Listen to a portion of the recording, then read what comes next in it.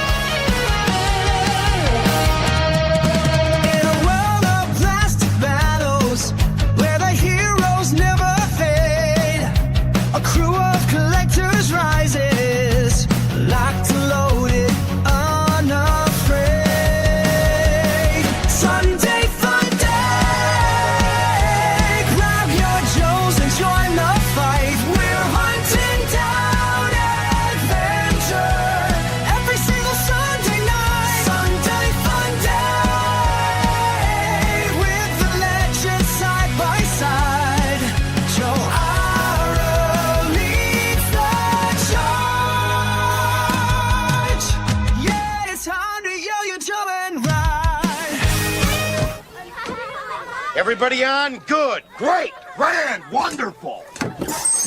No yelling on the bus!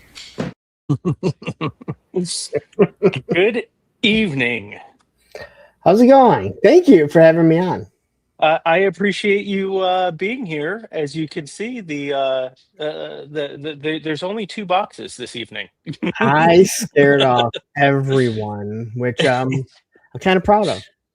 Yeah, look, this is a deeper topic. I think that we're covering tonight. We're going to be doing Good Evening, Cypher. I think this guy will stick around because if you see that logo, that looks a lot like Santa Cruz. Indeed. So, tonight I figured we go back into the archives and maybe dig up some of those old feelings, because I'm sure that there's plenty of adults out there that used to skate, used to ride bikes, and, put those things away, because I know a lot of the BMX guys nowadays, I think there's only 2 guys left that ride, and that's because we're so mangled by this point. As someone, I rode BMX like before I really found skateboarding. Mhm. And I will, to the day I die, I'll say skateboarding is the hardest thing to, just because you can do so many things. Mhm. But BMX is so dangerous. Like, and I'll even say it about rollerblading. Like when rollerbladers used to try like big rails or ledges, when they still do, there's no bailing. Like there's no ditching your board. And on bikes, I'm sorry, Matt Hoffman, no brakes, really? Like no brakes. You look at Dave Mira and that sad story. Yeah. He had that CTE, and that's something that you only think of like football players or hockey players now, but all the extreme sports guys, odds are Especially biking. Again, the BMX is just, again, you get mangled in that, and I it's happened to me. When I was riding, and I don't say I was Mhm. riding, like I was like we rode down like hills, like we were talking about earlier. I never Mhm. rode ramps or anything. There was a big hill that we would ride down and jump out of. And I think we'll talk about that in a little bit. Yeah, That was yeah. all before skateboarding. Hmm.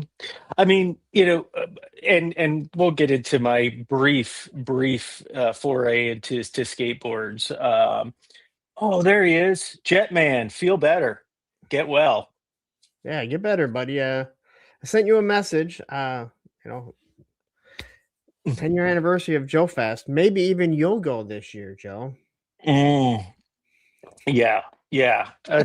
I'll tell you what. It's I did book my hotel. I booked a hotel, Did you get it so for the whole weekend? I got it from Thursday through Monday. That Thursday is completely booked for some reason. I am down the road on Thursday. Okay, that doesn't count then. Yeah, yeah. I'm not in the hotel on Thursday. So Yeah, and I think it's just either a glitch or they're holding stuff. But I'm like, what? It is the only date that is booked all of 2027 so far. So it tells me like there's something, whether there's a crossover and stuff or what. So I don't know. yeah. Hey Crow, what's going on, buddy? And Wes is out there. He's gleaming his cube. That's Yeah. that movie makes me sad. Sadder than thrashing. I'm not a thrashing fan, or thrash. Like I'm not a fan of those. Gleaming the Cube was fun. Again, it is hard for me. Um, I've said this numerous times. Skateboarding is the most important thing other than my kids, more than toys, anything. It did more for me than anything. But Mhm. I'll stand by what I've always said, and it won't change. That the greatest extreme sports movie, and it's not even close, is Rad. Yes. Look at that. Yes. I love the fucking movie. Like, there are movies that you watch and you're like, oh, this was so much fun. I love Rad. When they go ass sliding, when they bicycle boogie, and the evil Bart Connors comes out and says, you could have at least waited until I finish my dance. Raymond and Tomax are in it. Yeah. Yeah. And to Yeah. this day, I'm still mad that they did not do a G.I. Joe movie the moment they saw those people and said, we got to do a movie just because. For real. For real. Like, Yes. the only better casting in all of history might have been Professor Xavier. Yeah. Yeah. You know, and who knew that that was going to be Lori Laughlin's villain origin story? Like, And I think who it's great. knew? It's great because the actor that plays Crew Jones, I can't think of his name. They still do stuff for it. Like they still do cons for it. They know what it means to people. Yep. Adrian was in it. There were some other older actors. So to me, like it is by far the best extreme movie of all time. Like there's nothing even close. And Gleaming the Cube should have been, but it wasn't. Yeah. Yeah. But Rodney Mullen, and I forget who the Mike McGill. other Mike McGill did all the stunts, all And the you know, flatland and, and crazy and stunts. you know the problem with that. What is it? Rodney Mullen is regular. Mm. Mike McGill is goofy. Mm-hmm.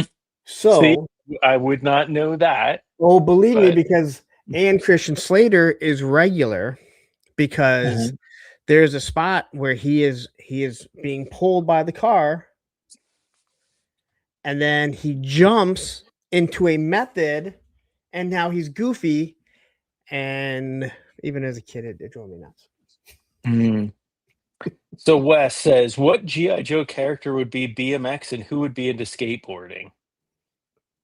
Oh, well, I mean, I think the closest skateboarder would have to be Rock and Roll because he's surfer.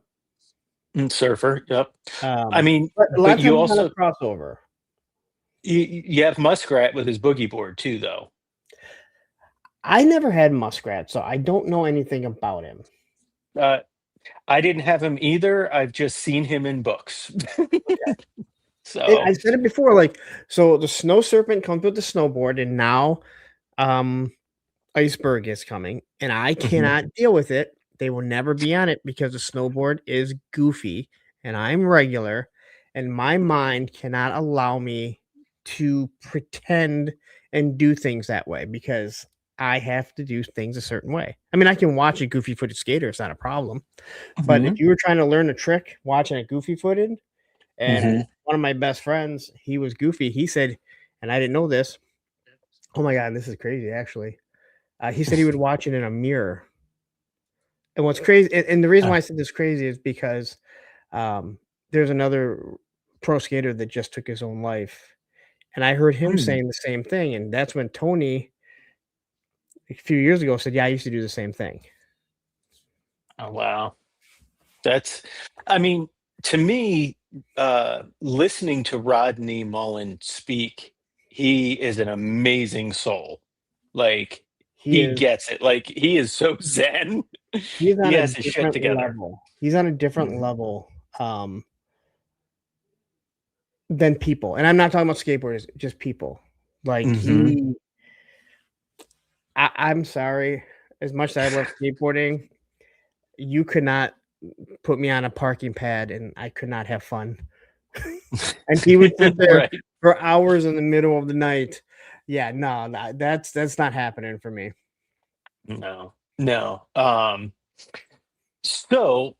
We're gonna do a little bit of toys first, and then we can dive knee deep into this. You said that you picked up two things today. Let me embiggen you, and you can. I don't have them.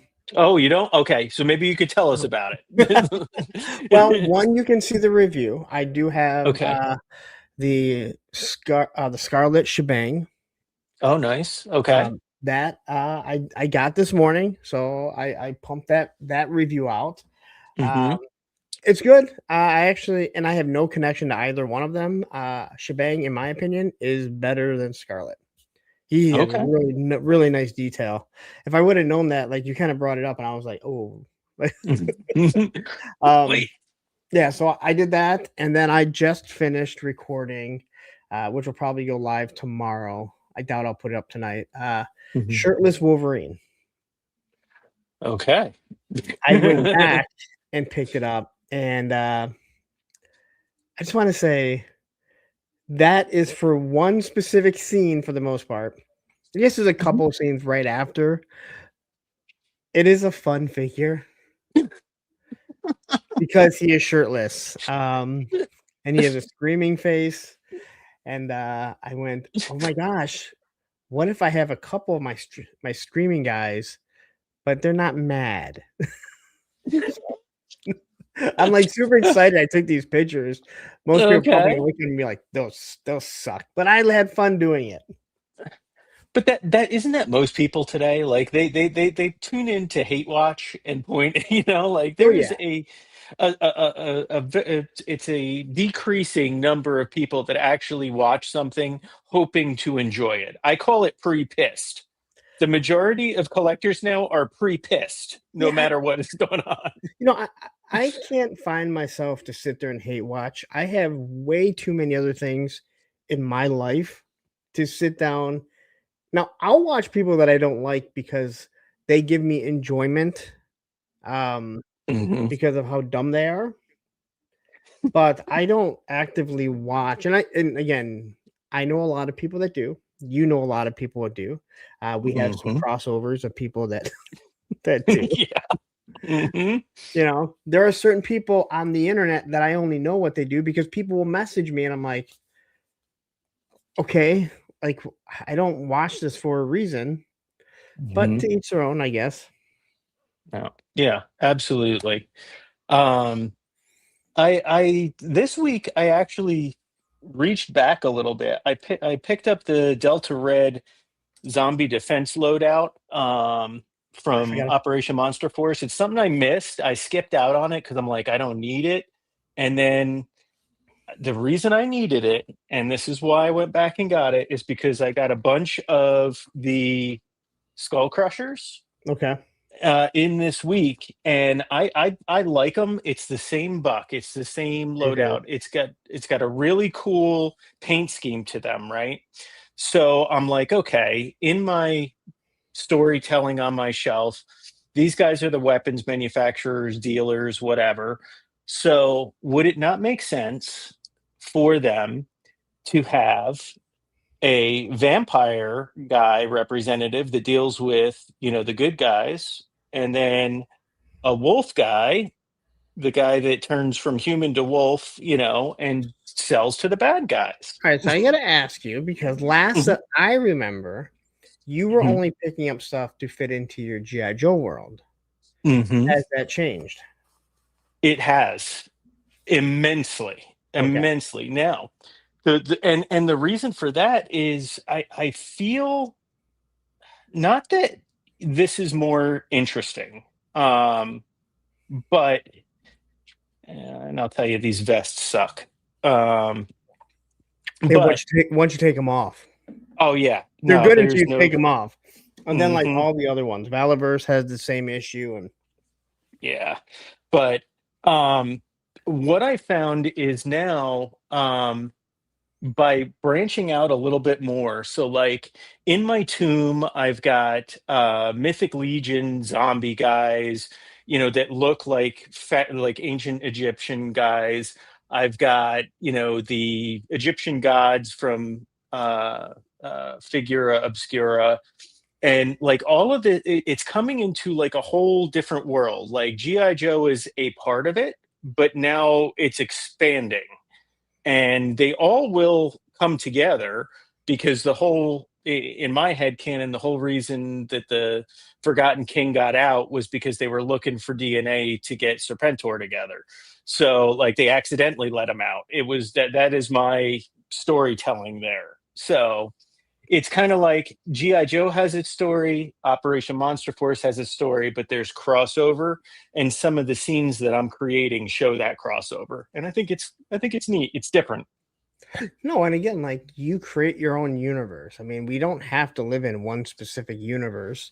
You Hmm. create it, and you do what you want with it. And some of these, this last wave of Operation Monster Force, um, there's a lot of that mythical side of things that you could use that you can even especially work into like Marvel Legends, Hmm.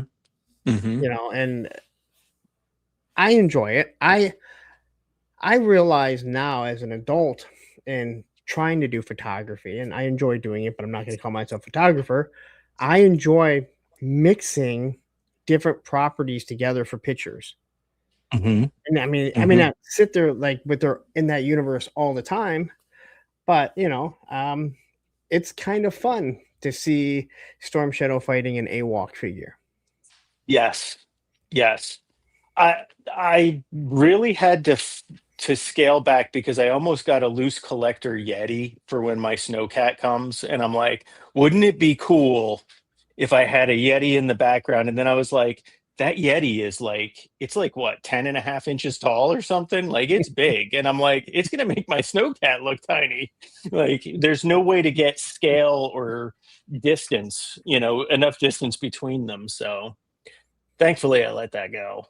I've Um, never heard of that one.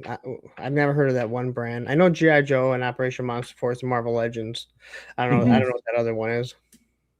So yeah, they do like there's like a it's monster related mostly. So they have a Bigfoot, which is like much Oh no, I'm taller talking than about here. Chatsworth. This GI Oh. Joe.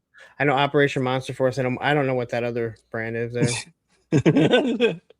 Oh, is that the knock? Oh, that's the GI Joe knockoff. Okay, I know. I know what it is. Hmm. Hmm. And Ninja Turtles. I Yeah. have my real red shadows. Yeah. Yeah. But one of the neater things that I got this week, not toy related, was this from my college radio days. This was a hugely important album in college, Pie Tasters Willis. So, but I know you're not exactly a ska person, so I would not expect that to register for you. No, it does not. And I said as life went on, I started Hmm. to actually enjoy ska Hmm. a little more. I won't be like listening to it on my own, but I don't. It does. I don't Yeah. despise it like I did growing up. My son is like, yeah. My son came down like I was downstairs before the show, and then you heard Mhm. when he came in, like he's asked me all these questions, like, "You don't like Nirvana? Why?" I'm like, "Because I think it's garbage. I don't like grunge." So he's asked me all these different. He's like, "Well, what do you like other than like 80s and punk?" I'm like, "Well, I like some thrash metal. I like some of the older rap, 60s music, some 70s. I'm not gonna lie. I'm a music snob for what I like. So, I'm in agreement with you, and we actually have a little segment dedicated to music. So I look forward to that. Oh, there you go, two tone toys. There you go. uh, Voodoo glow skulls. Yep. Yep. So Voodoo Glow Skulls, I like the Voodoo Glow Skulls. I Hmm. actually saw them. So my buddy's band opened up for them, Hmm. and Mustard Plug was supposed to be my buddy's band. And Mustard Plug was like the second headliner, and then Hmm. Voodoo Glow Skulls. But because it was in Michigan and Voodoo Glow Skulls are from Michigan, I'm sorry, Mustard Plug is from Michigan. Voodoo Glow Hmm. Skulls played first, and Mustard Plug, who I was never a fan of, they put on one of the most amazing shows. Went to like 3 in the morning. Um, so Nice. much energy, like so much energy. So, I guess that I've learned to appreciate some of it. Hmm. Yep. There was a band from New Jersey called Catch 22, which the lead singer left and formed Streetlight Manifesto, which Oh is, yeah, a lot of people are familiar with Streetlight.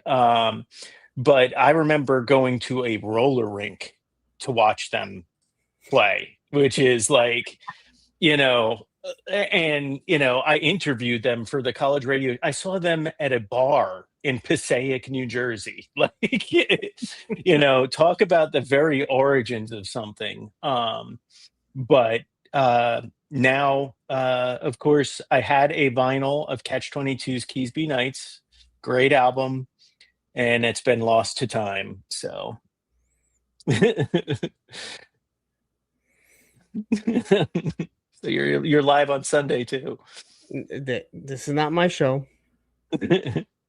I'm just a guest, but I will say this: you guys, if you're watching on my channel, please head on over and sub to Joe ARH and watch over there. Yeah, I appreciate it. So maybe if we get the toy talk out of the way, and for those of you that want to get pre-pissed, here's your shot. I saw you discuss this, okay, and I saw you discuss this during Punk's pit. I appreciate the invite, but I was not together enough to appear, so I apologize. But Oh, that's cool. Like, but so like, all right, I couldn't wait to get my hands on this as a kid.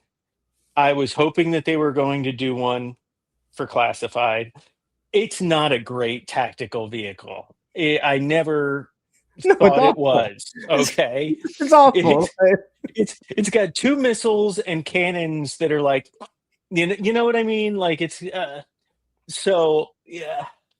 But it's here. The thing, if you want to get pissed about something, get pissed that that's the slaughter that they attached with this thing. That's where I'm like, Okay, that's where I'm upset. so what makes you mad about it? So with the amount of slaughters that we've had to date, so this is number 3, I think. So This is we 4. had we had the first. Is this 4? Okay, so you Yeah, had the original one, Mad Marauders, the Desert Guy, and now this guy. Yeah, 4. Why can't we get the USA with the it was black costed guinea out. tea? Was it? Yes. Okay, Okay. there you go. Yeah, because of all the tooling that went into this, my Hmm. understanding is it was costed out, which makes sense because you start putting Yep. tampo on him, and he does have camouflage pants. Hmm. It looks like you start putting the tampo on it. That's going to cost money. Where you're going to take it away from? And Canopy. I can I can respect that. Yeah. But I don't know if I needed the working treads. I mean, that may be Listen, heresy. listen. We don't listen. That is not listen. That tiny little figure. Hmm. Yeah. But look, at the end of the day, I'm glad to have multiple options. Like, I like all the classified vehicles where you can revert it to something if you want it to look just like, I know that's something I've heard you talk about time and again. The folks that are like, I want it exactly like when I was a kid but bigger or whatever. I like having the option like the Hiss tank. You get the old version or the new version, Yeah. whatever you want to do. Make it I fun. think yes, 100%. So Uh, yes, absolutely. You get 100% off the price of admission. But yeah, so this was the big thing this week, and I've seen a lot of people upset about it, and I'm like, I think it's when just. people actually see it, Mhm, um, and I'm only saying that because some people have actually seen it. mhm, It looks different. Like, it doesn't look okay, different. Like, there's a lot of things that I think people will be happy about. mhm. Um, where I don't think the render is doing it justice. Fair point, because I've seen quite a few things where I was like, and then I see it and I'm like, yes, I am so glad that they did this. You know, um, so All right, that's Brandon. it. Brandon, I want to address something here.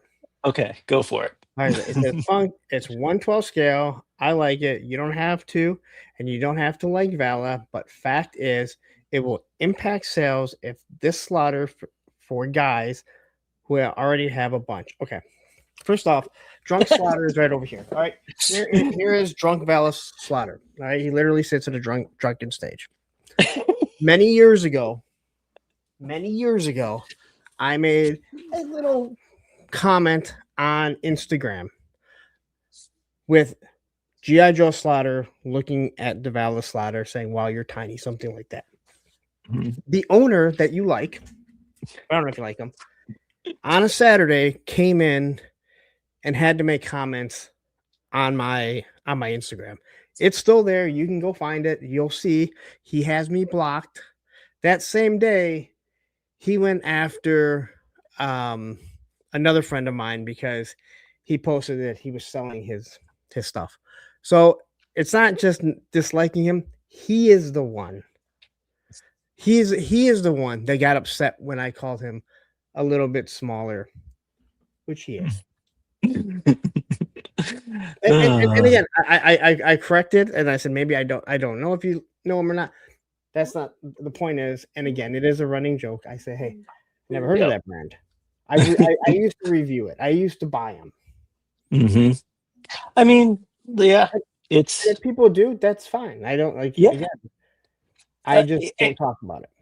and I think there is a fair enough amount of toy people on YouTube that say, "Hey, buy what you like. I don't care." It's toys, man. Like, Yeah, people are getting real worked up over some stuff. Let's see. I think this would have hit better with the USA shirted sweater. No doubt. No doubt. yeah. But like I said, from my understanding, it was costed out because it costs more. And I when you think look at this is all new tooling other than Mhm. I think the missiles and the machine guns. Right. And obviously the Yep. figure is a reuse again, but Hmm. And look, I think if you take the canopy off of it, it's going to look quite different, yeah, and like you said, it's going to look different in person than the render. I mean, if you look at, I think I was one of the people that early on said, look how chunky the Cobra La guard is, but it was really just the way that the render was stretched in that, yeah. you know, it, I mean, it was a chunky dude, but not like what the render showed. So, um, but And in then any again, case, it is a digital render. And we've yep. seen digital renders that look amazing, and then you get them in hand and you go, "Oh, Hmm. ooh, yeah, about that." Yeah. How about it? But But you do know what it looks like before you order it. That is the one thing I will Mhm. say. It's not like you order the digital render. You do see what, so everyone can say whatever they want about Falcon and the original Cover Girl. They saw it before they ordered it. Right. Yes. Yes. No doubt. No doubt.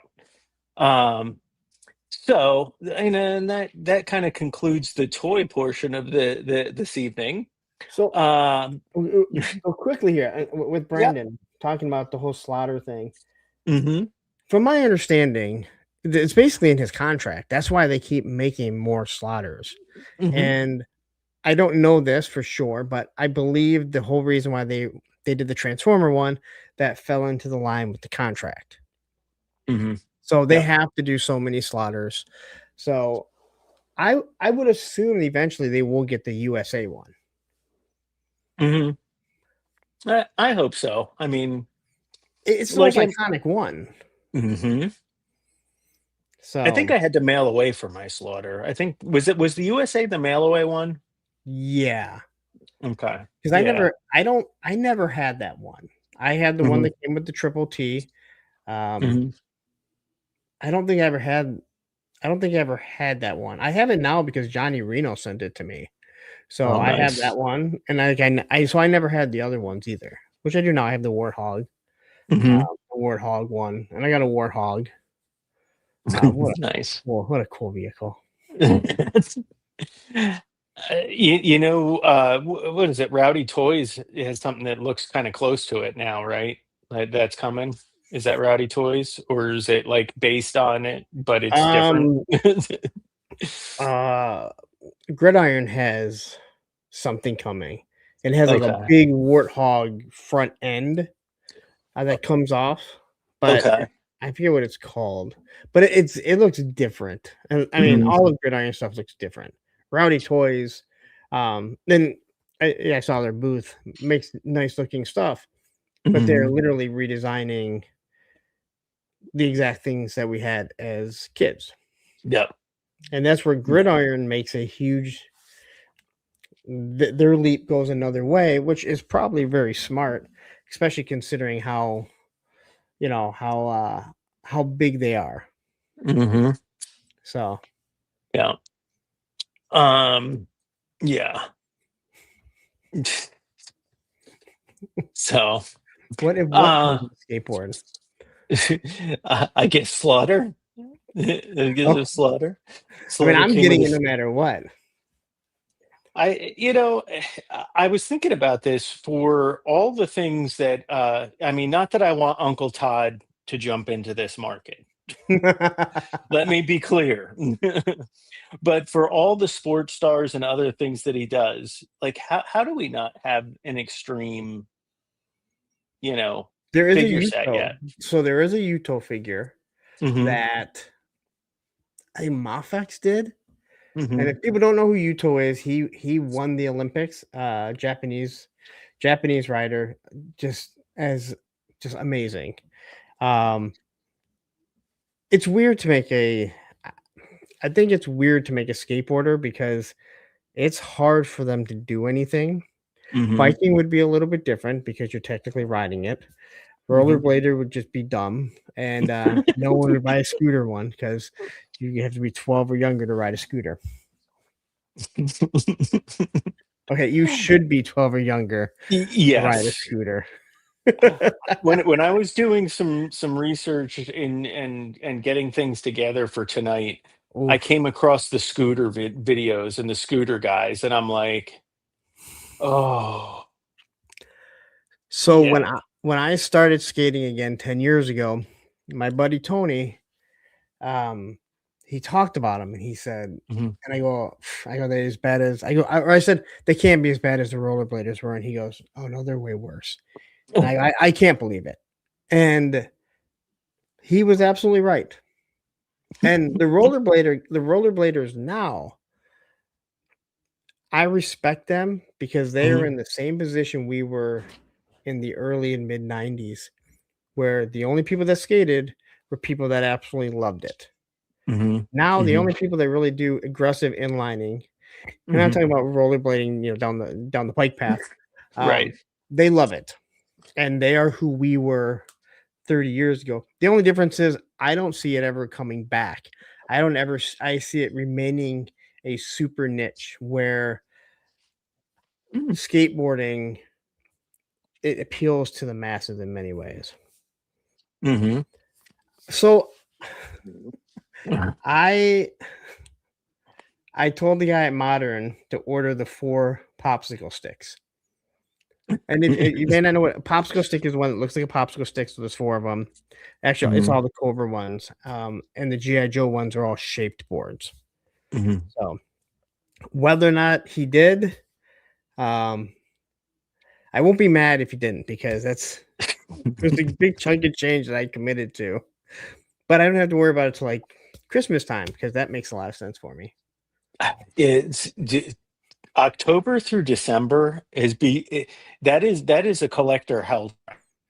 Oh yeah, That is what that is right now. and if October you go through to December is like a show, like I've committed to Mhm, assembly required. Well, that's a chunk of change. mhm, Even driving. that is. Luckily, it's not one that usually it's not one last year that cost me nearly as much as Joe Fest. And I was pretty good at Mhm, Joe Fest this year. Of course, then I went to mhm. Orlando. That's probably why. I I don't know if you caught my comment, but when you were like when they started gift wrapping it, and I put my comment in, I was like, "How else were you going to surprise yourself later this year when you unwrap it?" But No, it's yeah, yeah. Now and again, I tell people I'm in a different position for the most part because my channel actually makes money and Mhm, um pretty much does support my collecting habits. Not everyone else is in that position. mhm, And hopefully, and I keep saying it, don't try and keep up with the Joneses, right? Like don't yeah. trying to keep up with the Joneses and be like, well, Punk has it. I don't look at Woody and try and compete with what Woody has. You know, Woody is in a different atmosphere than everyone else. And there's Yes. other people too. It's not just him. Mhm. Yep, I saw Crow do a tour, I don't know if you saw that video the other day. I missed it. I keep meaning to go back and watch it. Oh my Actually, I don't goodness. keep meaning to go back. I thought to myself when he told me he was dropping, then I go back, but I totally forgot about it till you just brought it up. Yep, yep, it was wild, like, that fellow, gives he mentions Woody in the video, and I'm like, "Man, you 2, like, that is a recipe for ending up on Skid Row, like, trying to keep up with something like that, that is wild, and you know Yeah. what? If you can do that, more power to you. If that's what makes you happy and you can support that, great." If So if your home is paid for, your kids and yourself are taken care of, food's on the table, you're paying mhm, your bills, and if this is what makes you happy, then so be it. It's yes. what Yep. and we know a lot of collectors, um, we know there's a lot of collectors that they can't do it. And it's not just Mhm, here, man, because like I've seen NASCAR collectors and they are crazy with how much money they spend.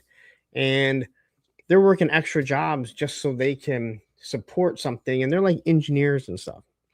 yep, yep. So I we my town is Long Pond, so we have the NASCAR track here, and as I'm going to the firehouse, I'm looking on the side of the road, and they have pieces of the car that they're selling, and I'm like, suddenly my 1/12 scale figures are not a problem because, like, where are you putting this shit? Like, yeah, and I say, I always say, so for me, I don't care how much someone pays. I absolutely hate when people go like, when they're like, "Oh, that's a lot of money you spent." Like, who cares? It's their money. Mhm, mhm, But what I want to see is how do you display this stuff? mhm. Because are you someone who just keeps everything in a box? I don't want to see that. It's boring as shit. But are you someone that has a display? Because now I want to see how big your home is to display it. Yes. And I don't mean I need to see how big how big your home is and how rich you are, but like how do Mhm, you display it? Where do you have a room that's that big mhm. for everything? And it's one thing to Yep. do it in a real American hero, 1/18 scale size. It is different doing it when it comes to the 1/12 scale. And I think we all know that. Yeah, 100%. So back in the day, um, there was see, I didn't even think that there were that many brands when it came to skate. And I how naive I was because I grew up in the suburbs where we didn't have a skate park. There weren't a ton of places to skate. So like it was like a mini strip mall. There was an area there that you always got kicked out of, whether it was the bike kids or the skate kids or whatever. But there weren't a lot of dedicated spaces. Um, what, if any, brands were when you were a kid, and maybe now, like, do you still have the same brands? Has that changed over time?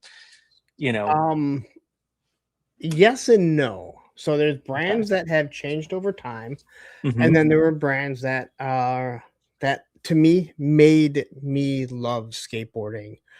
Um, you go back to the late 80s, Hmm. Powell Peralta, Vision, Hmm. um, there's Powell Peralta, Vision, there was Zorlak, they were around.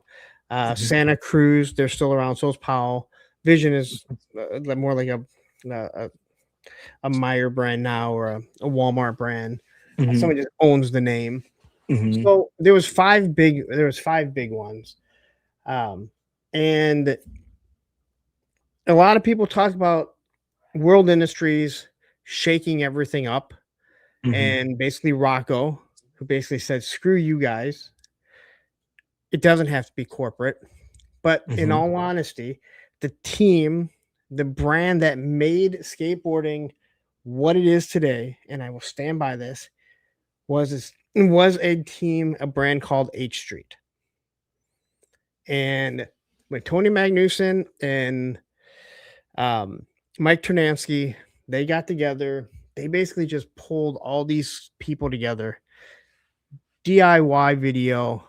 That's how they did it. And from there, when Mike Ternansky left, he created Plan B. And Plan B went over to Hmm. the World Industries. Plan B took all the best riders, and they had a small Hmm. team. And Plan B is still around today. Well, I can tell you, and this is where I said my brief foray into skateboarding. There are two brands that every actual skateboard aficionado, people who took it seriously, Can people I who ask what loved it. year? Can I ask what years around? So this would be 84 through 86, Okay, somewhere in that range. so can I guess? Yes, because the next slides will reveal them. Is it going to be Powell Peralta and Santa Cruz? No, worse than that. Worse. Okay.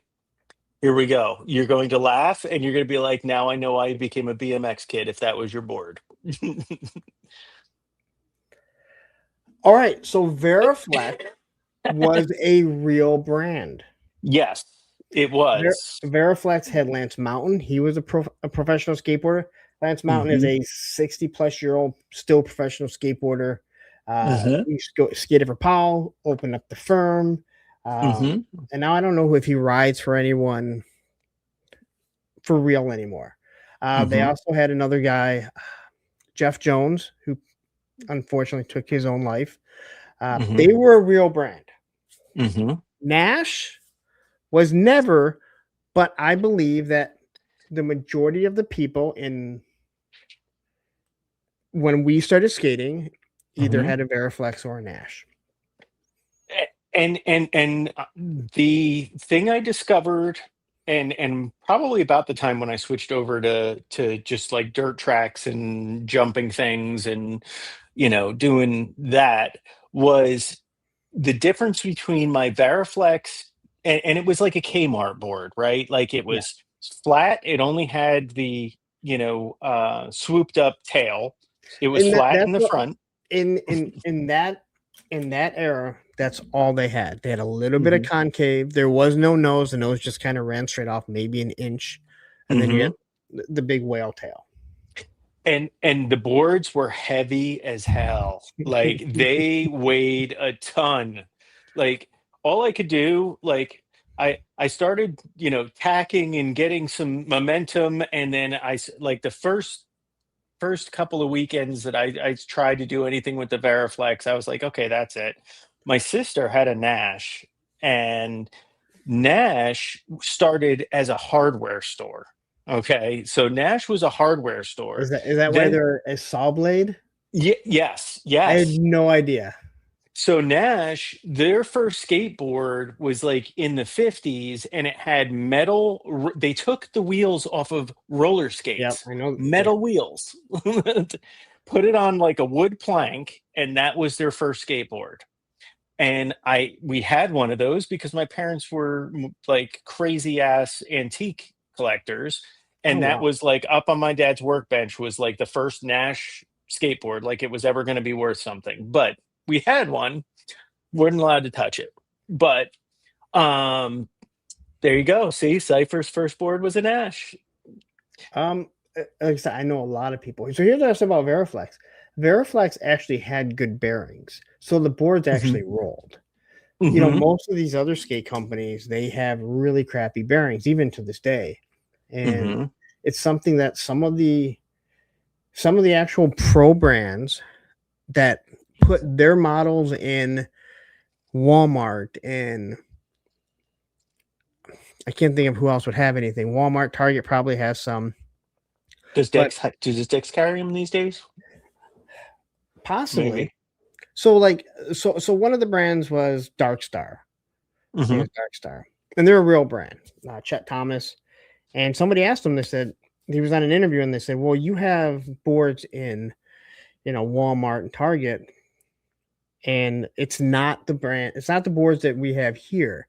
Is this just a cash grab? And he said, no. He said, they're not the same quality as what we sell through our Dwindle distribution. But we want to, if a parent goes there, most parents aren't going to spend $150 on a skateboard for a kid that you don't know if they're going to like it.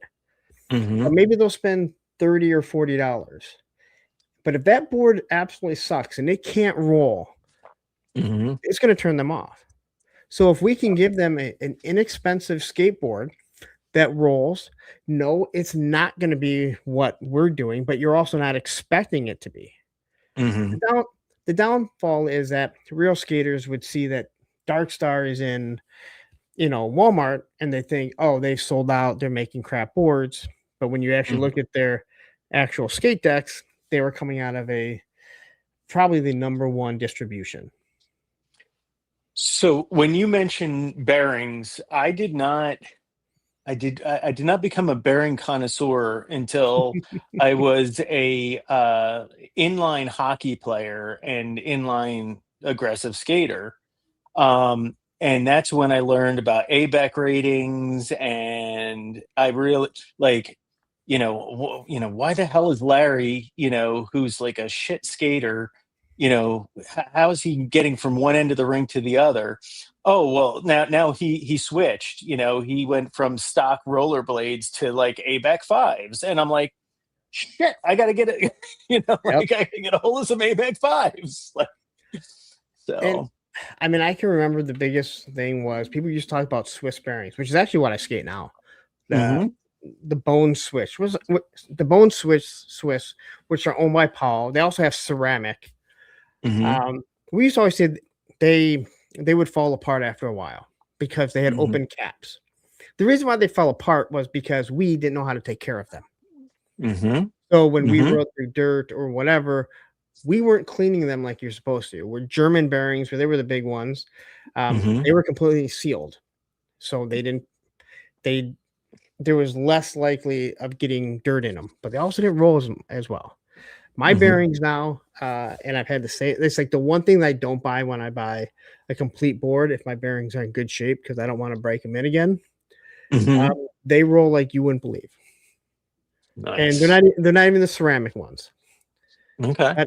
I'm never going that fast. Like, I'm not going to be going that fast that I need to justify $180 ceramic bearings. The $70 Swiss that I bought probably 5 or 6 years ago now are good because I keep them in good shape. And there's this little tube that they have so you can clean the bearings. And this is why, and the thing you clean bearings with is nail polish remover, which is also known as what? Acetone. So when people are telling people to use acetone to remove stuff off of figures, I'm like, you clean skateboard bearings with that, so you better be careful, because if it's good enough to clean a skateboard bearing, it's good enough to do some damage to a figure.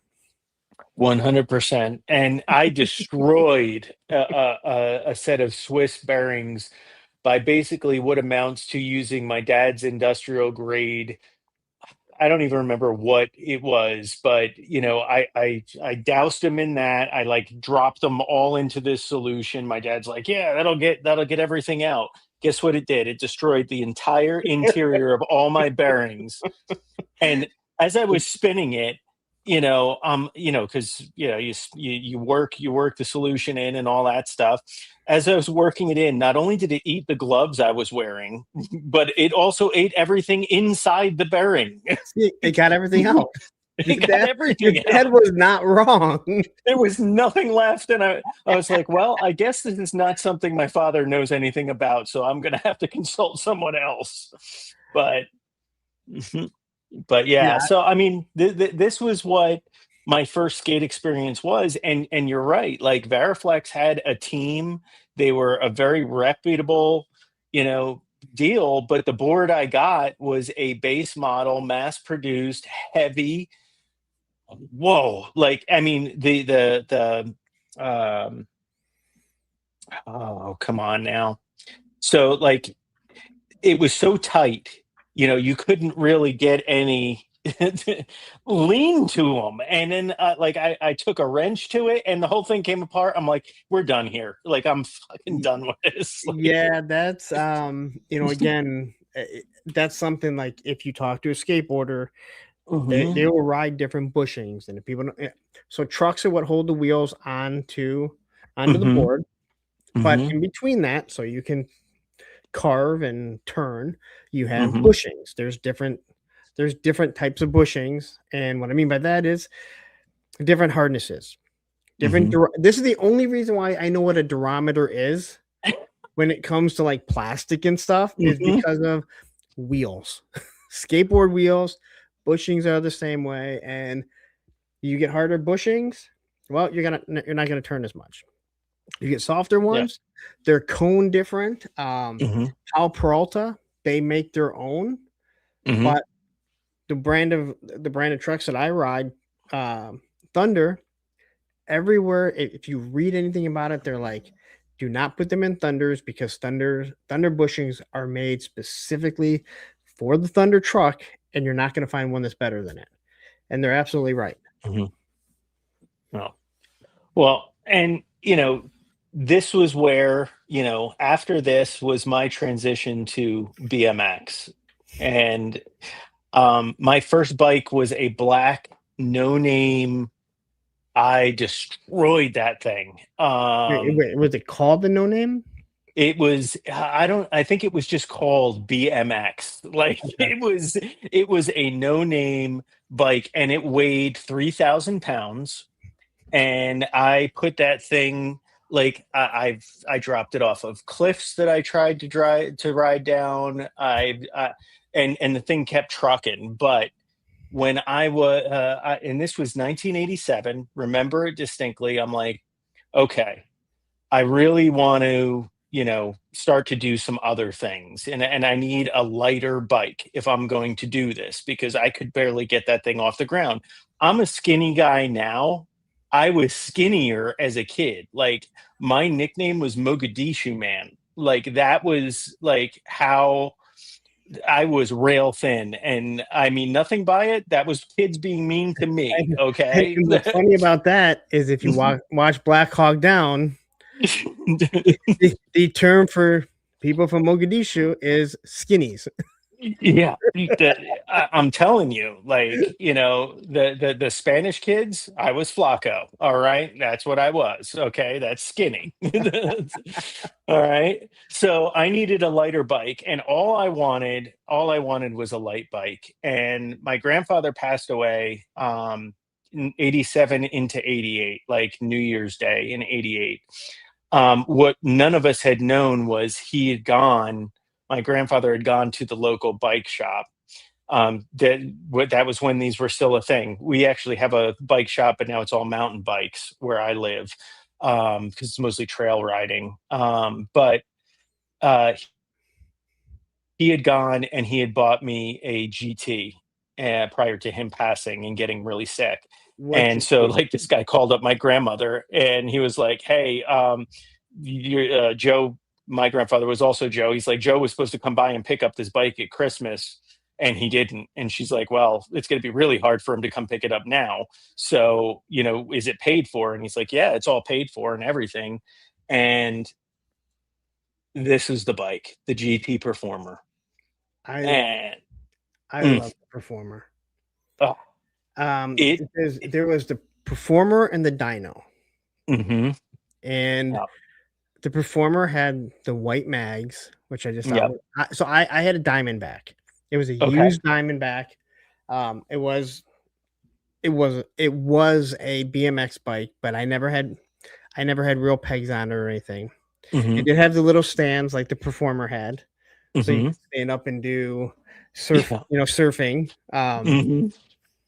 That was my favorite bike right there, the Pro Performer. So it still looks like this today. I added the guard, the chain guard, because when I got older, it was just to get from point A to point B. It was the grunge era, so it was just to get me to the CD store down the road. So, and by that point, I had really, really wide pants, like for reasons I don't know why, but they were really wide cargo pants. The same reason why I had them, and I don't know why. It was a thing. That it was. I wouldn't say it was a good thing, but it was a thing. Yes, and yes, Huffy, like what was Huffy the one in the ET movie? Because I think ET did a lot for BMX bikes too.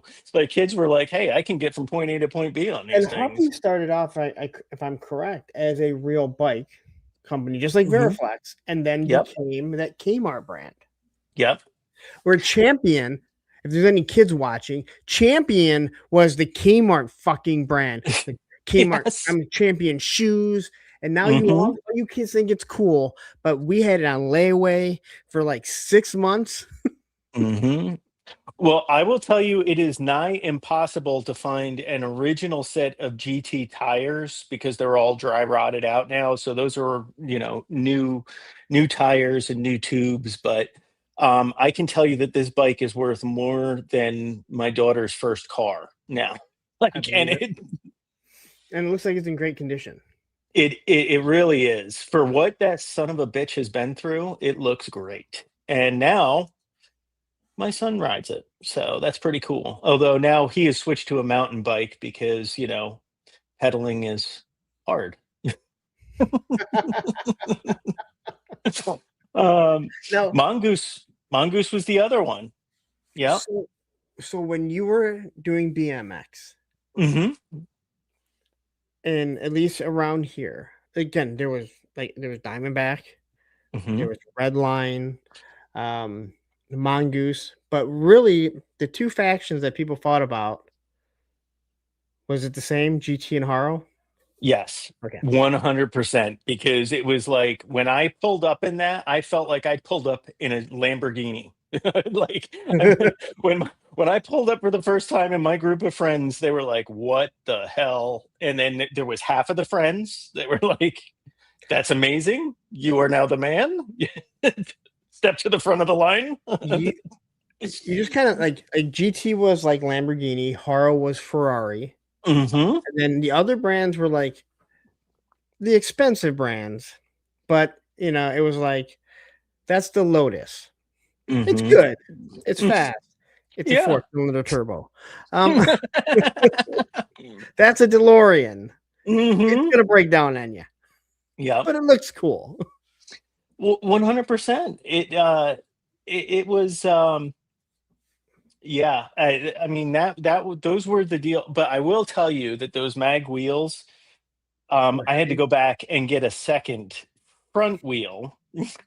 Almost, I want to say within the first month of having that bike, because I tried to do something that I did with my old, tank of a bike, and I cracked that son of a bitch right out of the gate, because that particular GT was not meant for doing what I wanted to do with it, but it was light enough that I could get air and spin and do some of the other things I wanted to do. But the hard landings, those mag wheels were not. we're and not for that. and I can say this, like during that time of like where you're still like I'm finding skateboarding and you're still like riding BMX and you're kind of Hmm. deciding which one you want to do. It was still a lot about, the look of everything. Hmm. So when someone who's actually riding BMX would say, dude, mags are heavy and they crack. No, they don't. They Hmm. look amazing. Little do you realize, like this person's like probably like when again, the most useless thing on a skateboard is graphics. All right. Hmm. People would ask me like, "Hey, what's the favorite? What's your favorite graphic you've ever had?" I'm like, "Dude, I've had like 500 skateboards. I I could tell you very few of what they were, other than during the early days when the riders kept the same graphic for years. Hmm. Now it doesn't even matter." Well, and I don't know if it was like this for you, but in my town and with the skater kids, it was about stickers. Like, Oh, the most foul, craziest stickers that you can throw on your board were a badge of honor. You as soon as someone came back from Cocoa Beach and went to Ron John Surf Shop, like they came back with, Salty Dog. Remember Salty Dog?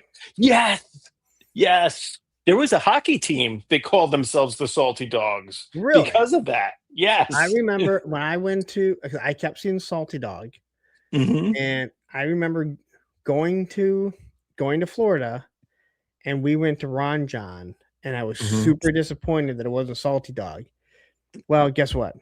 I don't think Salty Dog is still around, but Ron John I just went to a couple weeks ago. Okay. Yeah. So, I'll be going there. I'm doing a speaking thing for work in December, and I am without a doubt going to Ron John's when I'm well, down they have a there. whole well, you are from you're from New Jersey, right? So originally from New Jersey, and I live in Pennsylvania now. Yeah, Okay, and that's where Ron John is from, New Jersey. the Jersey Shore. Mm, Yeah, but that's where yeah, the original one was, which Hmm. is crazy to think about. Like the biggest surf shop is from New Jersey. That's insane. Yes, that is truly insane. If you have ever been to or lived in New Jersey. Yeah, and um, and we are going to talk a little bit about fashion because you could not have been a kid in the 80s without certain you know uh aspects to your wardrobe. Maybe we can move this forward because I think we beat that one. Okay, so the movies, we kind of talked about a little bit about this in the pregame. So for skateboarding there was Thrashin' and Gleaming the Cube in the 80s. Non-documentary and non-team videos, yeah, like as far as mass market Hollywood. And then for BMX, there was only two. There was only two that mattered. There was Rad and there was BMX Bandits, an export of I Australia. was trying to think of what the other one was, and then the moment you said it, I went, "Oh, I remember." I So couldn't that tell you that anything about it, but I remember it. BMX Bandits is my thrashing. It is so bad. It is so bad, but comes on, if it comes on, I'm like, okay, this is what I'm doing for the next hour and a half. Like, there's no escape. It is the first Nicole Kidman movie ever. Okay. And even as you're watching it, even as a child, you're going, I don't believe this. Oh, see, Ultramensch, I am 45 minutes south of you in Long Pond. So there you go. Um, but for us, BMX Bandits was so absurd. It, it I don't even know how to describe it. And it was all I was trying to figure out throughout most of the movie what accent they were speaking in because I had never come across Australian film because I had not yet watched like Road Warrior or anything like that. So oh, Quicksilver. So that was a bike messenger movie though. That was a 10 speeder. Well, technically, okay. I mean, Brad was technically a Paperboy movie. Very true. It is a Very, Paperboy movie. very true. Very true. So the But Paperboy thinks he. What did he say? So the Paperboy thinks he can ride the hell track or something like that. they can ride the hell track. Yeah. I'm Wait, let me ask you about Rad quickly before. sure. How many times have you paused it and looked at what comics were on the rack? Oh, I probably I don't think I was ever that worried about the comics. I'm I talking don't about. think I'm talking about in recent years because Oh, we okay. watched it for Punks on Film a few years Mhm, ago, and we mhm, had paused it. And I believe there's a G.I. Joe comic up there. There's mm. all kinds of comics up there when they walk in. Has nothing to do with the show, but both myself and Matthew saw it and went, we got to watch this. But, as far as Hollywood goes, you know, again, you said it, Rad is the best extreme, sport movie ever made. It is Lori Loughlin's villain origin story. Yeah, like a good girl gone bad. um, I can't believe Aunt Becky started off as a BMX chick. That's all I'm gonna say. Oh my gosh. Yeah, I know. And Becky. But then you had Adrian in it. Mm-hmm. Yeah. And Yeah. then the guy that played Bart Taylor was an Olympic gold medalist gymnast. Yeah. Yeah. um, but yeah, that's it's crazy to think that Becky was in it. Yeah.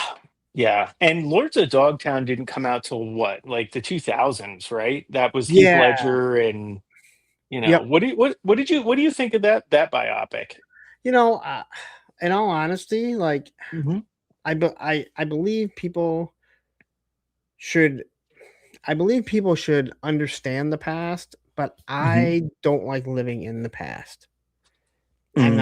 I'm not a and I mean I love watching and going back in those times and watching those old skate videos because of the time that I was in.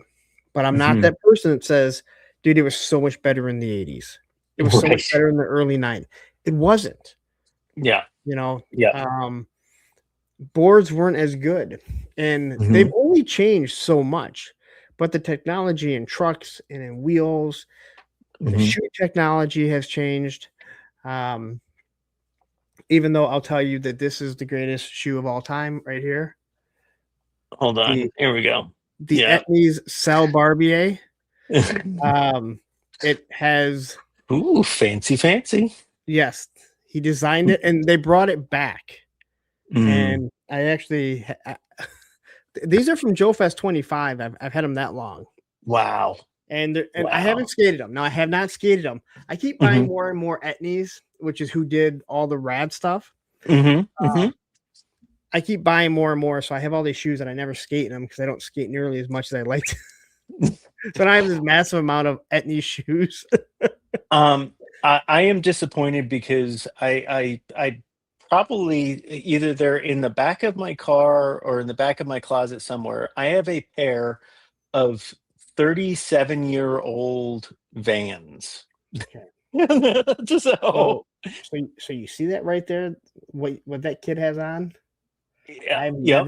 I have never bought a pair of Vans. Really? I hate Vans. Oh. Those shoes wear out faster than Chuck Taylor's. They have no support. The only pair of Vans I've ever had, they were Mhm. given to me by someone in my 20s, like my Mhm. mid 20s, and Mhm. they were not this style of Vans. They were an actual pro shoe and not like not the half Yeah. cap Caballeros. I don't like them. Never have. They wear out. Um, I had a lot of Airwalks, a lot of Vision Streetwears, Mhm. DCs before people knew Mhm. what DC was. Yeah. If you ask someone what DC stands for, they're going to have no idea. They will look at you and be like, "It means DC." It's like, No, No. I'm it stands for sorry. drawers clothing. That's where they Mm, came from. But I get stuck on Soltech, which is Etnies, America, and S. mm. And to this day, it's what I still wear all the time. I had two pairs of Vans in my entire life, and they were the low cut pro shoe, but they had so much foam in them. They were so comfortable for me personally. But again, I wasn't wearing them to skate. Yeah, I was wearing them to because that was the group that I was hanging with, and yeah. but 37 years later, I still have them, and they they don't look new, but they don't look like they're 37 years old either. So, I still have an old girl skateboard mhm, sweatshirt mhm. from probably around 94, 95. Oh I don't ever wow. wear it anymore. I Hmm. have I have a drawers clothing jacket that I got around the same time when I worked at the skate shop. I Hmm. posted on Instagram years ago when I found it, and somebody hit me up and asked me how much I want for it. I'm like, it's I'm not selling it. And they're like, if you ever want to sell it, hit me up. And then I started looking up how much drawer stuff goes for, Hmm. and wow, Yeah. maybe I should sell it. Yeah, Chuck Taylors were it. If Ugh, if you didn't have Vans, it was Chuck's where I lived for sure. talk But about something that wore out. Especially the canvas ones. Like if you're skating, you're doing ollies, you would rip through that canvas in a day. hmm. Yeah, I went through a Reebok phase too, for sure. Um, but like thinking about the different clothing brands, and you were talking about Ron John at the shore. I don't know a kid that came back in the 80s that didn't have an Oakley windbreaker. It was the same purple one with the multicolored Oakley logo. It was like those kids with the starter, like the one with the pocket in the front with the hood I have one. jackets. I have I think I still have it. My Detroit Pistons one, but I actually have a starter UNLV jacket, the Hmm. zip up one from 10th grade, which would have been 92. Wow. And Oh. I've had the zipper fixed. I've had Hmm. the I've had it the um the pockets sewn up. It is Hmm. the most comfortable jacket. And I remember my dad going, "You want me to spend $120 on a jacket you're never gonna wear again?" I was like, "Yeah." And I wore it for 20 years. And I will never forget a substitute teacher was like, "Oh, a UNLV, huh?" And I went, "What?" And he's like, Are you an UNLV fan?" Because it was Hmm. when the Running Rebels were like popular, and I was like, Hmm. "What are you talking about?" And he's like, "Your jacket." And I'm like, "Oh, I bought it because it was black." I had no idea Oh, that it was yeah. a college. I finally got rid of my 92 Ranger starter flip down, Velcro pocket with the zipper in the front because all of the filling in the arms had gotten so flat, like it provided no warmth. And I'm Yep. like, maybe I can get it restuffed. And it was like, stop it, just let it go. It's Sometimes it's hard to. it is. It is. Um, I got a kid sized World Industry hoodie. Nice. So, Yep. you're looking at these brands, and I can tell you right now, Santa Cruz, Hmm. Independent, Thrasher, Division Streetwear, and Airwalk. I don't remember having an Hmm. Airwalk shirt, but I had a lot of Airwalk shoes. Those are Hmm. the only brands there that I've ever worn that's here. Also, Mhm. to all the people that don't realize it, if you haven't figured out where my logo comes from, here it is. All Yep. right. And if you've been looking at it, not realizing that it said Vision Streetwear, and there's a good chance you didn't. If you didn't know what it was, you're going, "Oh shit." And I will say, do you know how many times I had to run this thing before it finally put the Vision logo where I wanted it? Because I was hoping you were going to bring that up. um, Okay, I do have to mention though. This kid either has his shoes on the wrong feet, or his feet yes, are on the wrong feet. his feet are, he is definitely goofy. I don't know if he's goofy footed, but he's goofy.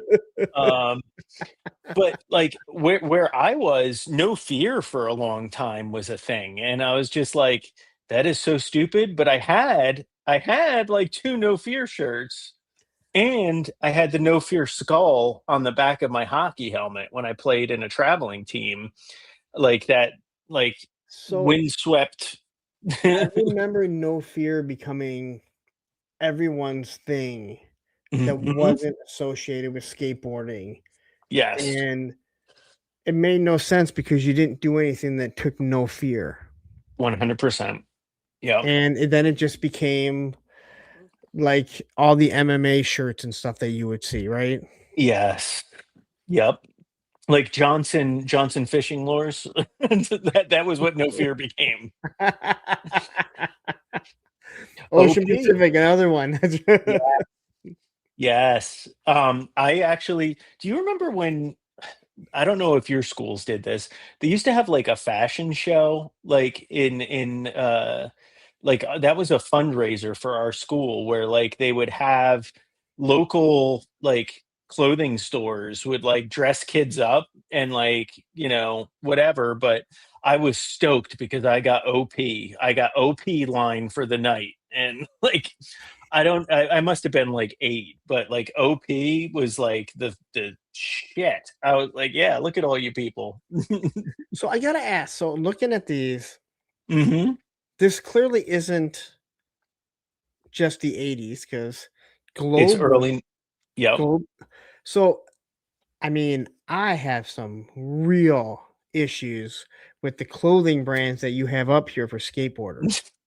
So Well, if it, it's both. It's supposed to be both, but it doesn't encompass like I had like and again, not the most foo-foo of brands, but was it Jegs? Like it was like cargo pants that were oh hugely wide, yes, but they were for the broke kids who couldn't afford, Jenko jeans. Like, and I never had Jenko, and that's what yeah. I. So skateboarders Hmm. during the 90s, the most popular pants were blind jeans. Hmm. They were the ones they were already frayed at the bottom, Hmm. and then they finally stopped making the frayed ones when the whole fraying style went away because they're like, "Dude, you're a skateboarder. You're gonna fucking fray them anyway. I don't know why we're pre-fraying them." Uh, the blind jeans were like they were the most popular jeans for the longest time. Like, we could not keep them in stock when I worked at the skate shop. New Deal had some, Hmm. that I totally forgot about till I was at the skate shop a couple years ago, and they had some there, and I was like, I'm like, "Oh my god, they did make." I forgot that they had made shoot or, pants. Hmm. Well, and I looked at some of the skater kids, like, and this was middle school going into high school, and I'm looking at them, and between the fact that they were hugely wide pants, but they were also at thigh level with a belt around them. I'm like, there's absolutely no way you're pulling off anything wearing what you're wearing, but that was that, and the chains everywhere. There was the wallet chain, the key chain, So, the chain just for the hell of it chain. there is a skate video called Big Pants, Small Wheels. And you wanna talk about encompassing the early '90s to a T, and it is Mhm. literally what we would call bearing condoms for the wheels because they were I don't know how we ever rode wheels that small. Now, people watching, they're like, "I don't understand what's the difference between the bigger wheels and small wheels." Skateboarders are very prone to hitting pebbles and going forward. Yeah. So the smaller the wheel, the Hmm. smaller the pebble can take you out. And just like anything, you have to push harder to go faster because you are right. I mean, when I put my finger around, like I put my fingers around like this, a wheel, you know it's small. Mm-hmm.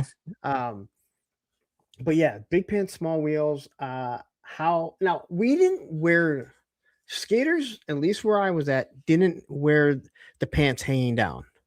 That Mm-hmm. was a fashion that I can say no one ever adopted, Mm-hmm. probably for the fact that you're not doing anything. Yes. But Yes. I will never apologize for my style for back then. Mm-hmm. Right? It was I'm proud of it. I loved it. But I was trying to kickflip down 7 steps at Mm-hmm. Kennedy Square, and I kept falling. I'd catch I'd wheel bite, which is when your wheel hits your board, and normally you go flying forward. And I kept rolling.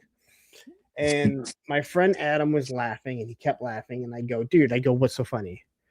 He goes, every time you fall and you roll, you look like a bag of clothes rolling down the street. And that was when I truly realized that my clothes are too big. Because I'm Yeah. wearing like extra large shirts. I didn't work out back then. I was a $110, if that. And I'm Mm-hmm. wearing 44 to 46 waist pants, extra large shirts, which I can't wear an extra large now. Mm-hmm. So yeah. Well, Yeah.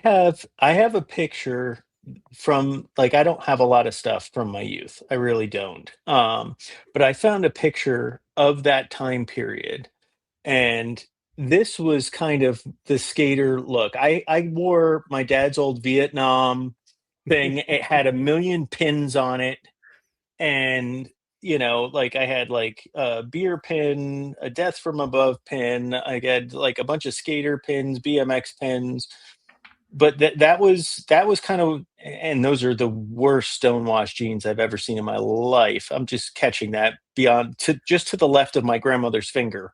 Uh, is it a grandparent photo if the finger's not in the way? Like, but that was kind of what I wore. I wore like old army stuff, and but That then was big. yeah, but so there's two more aspects to it is the music, like, That's and huge. I have a major problem with some of the bands that they threw into this thing because I did not I was never skating to REM or BMXing to REM ever. REM had, and I don't dislike REM. They had the Mhm, one song, "The End of the World," right? mhm, mhm, That was the one that people knew. yep. Uh,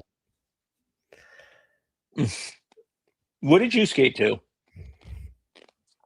um, so this is where we found music, and Mhm, I can say that I started off, and I don't know why, and how I doubt my cousin would even know why she would have this, but my friend, he knew about something, and we're talking, oh man, 12, 13.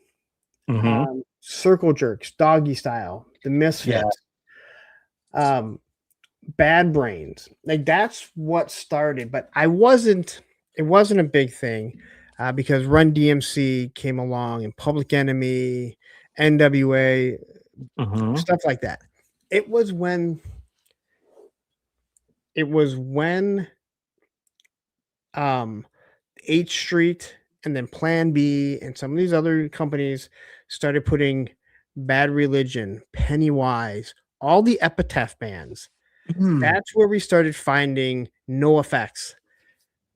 Um, and somewhere along the line, in all honesty, even before any of that, Sick of It All and Killing Time was a big thing. And Sick of It All to this day is still my favorite band, mhm, with Pennywise being my second favorite band.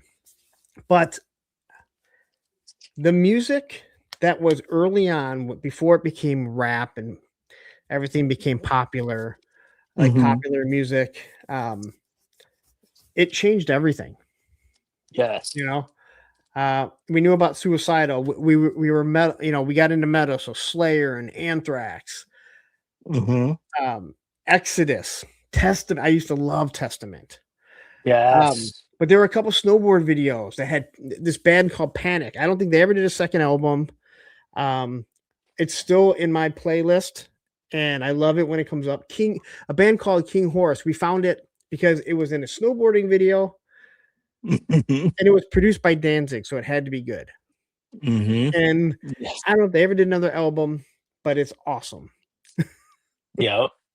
For So yeah, the music that to me, skateboarding and music, that is what shaped my childhood Mhm. into what I am today. Like, now this is gonna sound weird. The death of my mom shaped me into being a skateboarder because, when you're 13, I watched a lot of people over the years that lost a parent and how they acted, and most of them become pretty destructive. I was the exact opposite. Mhm. I did karate and I was getting into skateboarding. I Right. lost any type of love for karate. I didn't Mhm. care. All I Mhm. wanted to do was skateboard, and that's what I did. And from skateboarding came the music. And a lot of people ask why I've never drank and done drugs before. Well, when you're young, you promise your parents you'll never do anything. My mom was a smoker. That was the only thing she did. She made me Mhm. promise I'd never smoke because Mhm. she hated it. So, you make those promises that you'll never smoke, drink, or do drugs. And I just kept that promise. But then you get into skateboarding and you're just focused. It takes your mind off the hurt that you're in. But then you get in this music scene and there's this straight edge thing. And your other friends are straight edge. And Mhm. rather than your other friends that are trying to find drugs or alcohol on Friday and Saturday night, you're with your buddies and all you have to do is find a place to skateboard. Yeah. Yeah. So the music and everything, and that those two things shaped me into who I Mhm. am today, for better Yeah. or worse, no matter how people want to look at it. And I would say it's very similar for me because I probably have emotional skid marks with the transition that I made in music because I went from a kid from Jersey who was listening to like glam rock, right? So like I was born and bred from, Bon Jovi, New Jersey, Guns N' Roses, Poison, all that was like the I love stuff. I loved Poison. All right, I loved Poison. My second concert was Poison Warrant. It was the I Cherry didn't love him Pie that much. tour for Warrant. I didn't love him Yeah. that much. Well, my dad got the box because he worked for Goodyear, and Goodyear had a box at the local arena. Um, and we got there, and some of the antics on stage, and some of the things like my mom was like running for the parking lot, and my dad was like, "No, let's see what this is about." Like, like this is all right. I like this. All right. But my friends were introducing me to things because they all had like older siblings. I didn't have an older sibling. And that was the greatest time, right? Like, so I would go to Vinny J's house and his brothers were, Van Halen, like, going back into to the late 70s. Like now it's like 1984, David Lee Roth, prime era. I'm hearing this going, this is amazing. Then all of a sudden, like I'm hooking up with these skater kids, and they're like, "Hey, have you heard of this band?" Oh, And my brain, it all of a sudden it was like, "Oh, I didn't know that I needed this in my life, and now I want nothing but more of this." Right? Like unfortunately, we only got that one album. that's it. That's it. I mean, And you know what? uh, As much as I hate that they won't do a reunion tour, considering mhm, two of them still play together in Rancid and they mhm, are friends with the singer, I mhm. respect it so much. Yes, And I also I respect when Rancid plays any of their songs, Tim mhm, does not sing it. no, It's always Lars. Lars is always the mhm, one that sings it. I think sometimes they can get Tim to sing maybe his parts, but mhm. Lars is always the one that sings it. Or sometimes they even have Jesse come up on stage. If you don't know who Operation Ivy is, they're seriously one of the most influential bands ever. And Yes. people don't even realize it. I just saw Rancid. They were opening for Green Day, who was opening, or no, it was Rancid, then Smashing Pumpkins, then Green Day. Sorry, but Rancid was phenomenal. But I still to this day say that Rancid is to Op Ivy as Wings is to the Beatles. Okay, that is like Wings is all right.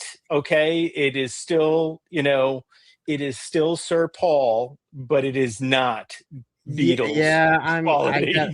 I'll disagree because I was one of those people that I said how much I didn't like Rancid for the longest time, and oh, they're Hmm. okay. They were, they just wanted to get on the radio, and then you Hmm. start hearing, and then you start listening back, and you start hearing, like listening to the music, and you just realize like how good they really are, and they're one of my favorite bands, Hmm. and Yeah. that catalog is pretty amazing. It is. It is. And then you've got Social Distortion, but this is an early demo of called Posh Boys Little Monsters, and my goodness, Mike, what at this age, what he was doing. I said I've never been a social distortion fan. Really? Yeah, That's shocking. That yeah. actually is shocking. That's Yeah. crazy. I mean, I was never into them all Descendants. mhm. Like those bands never did it. But there's a lot of people that tell me when I bring up Circle Jerks, they're like, I never liked them.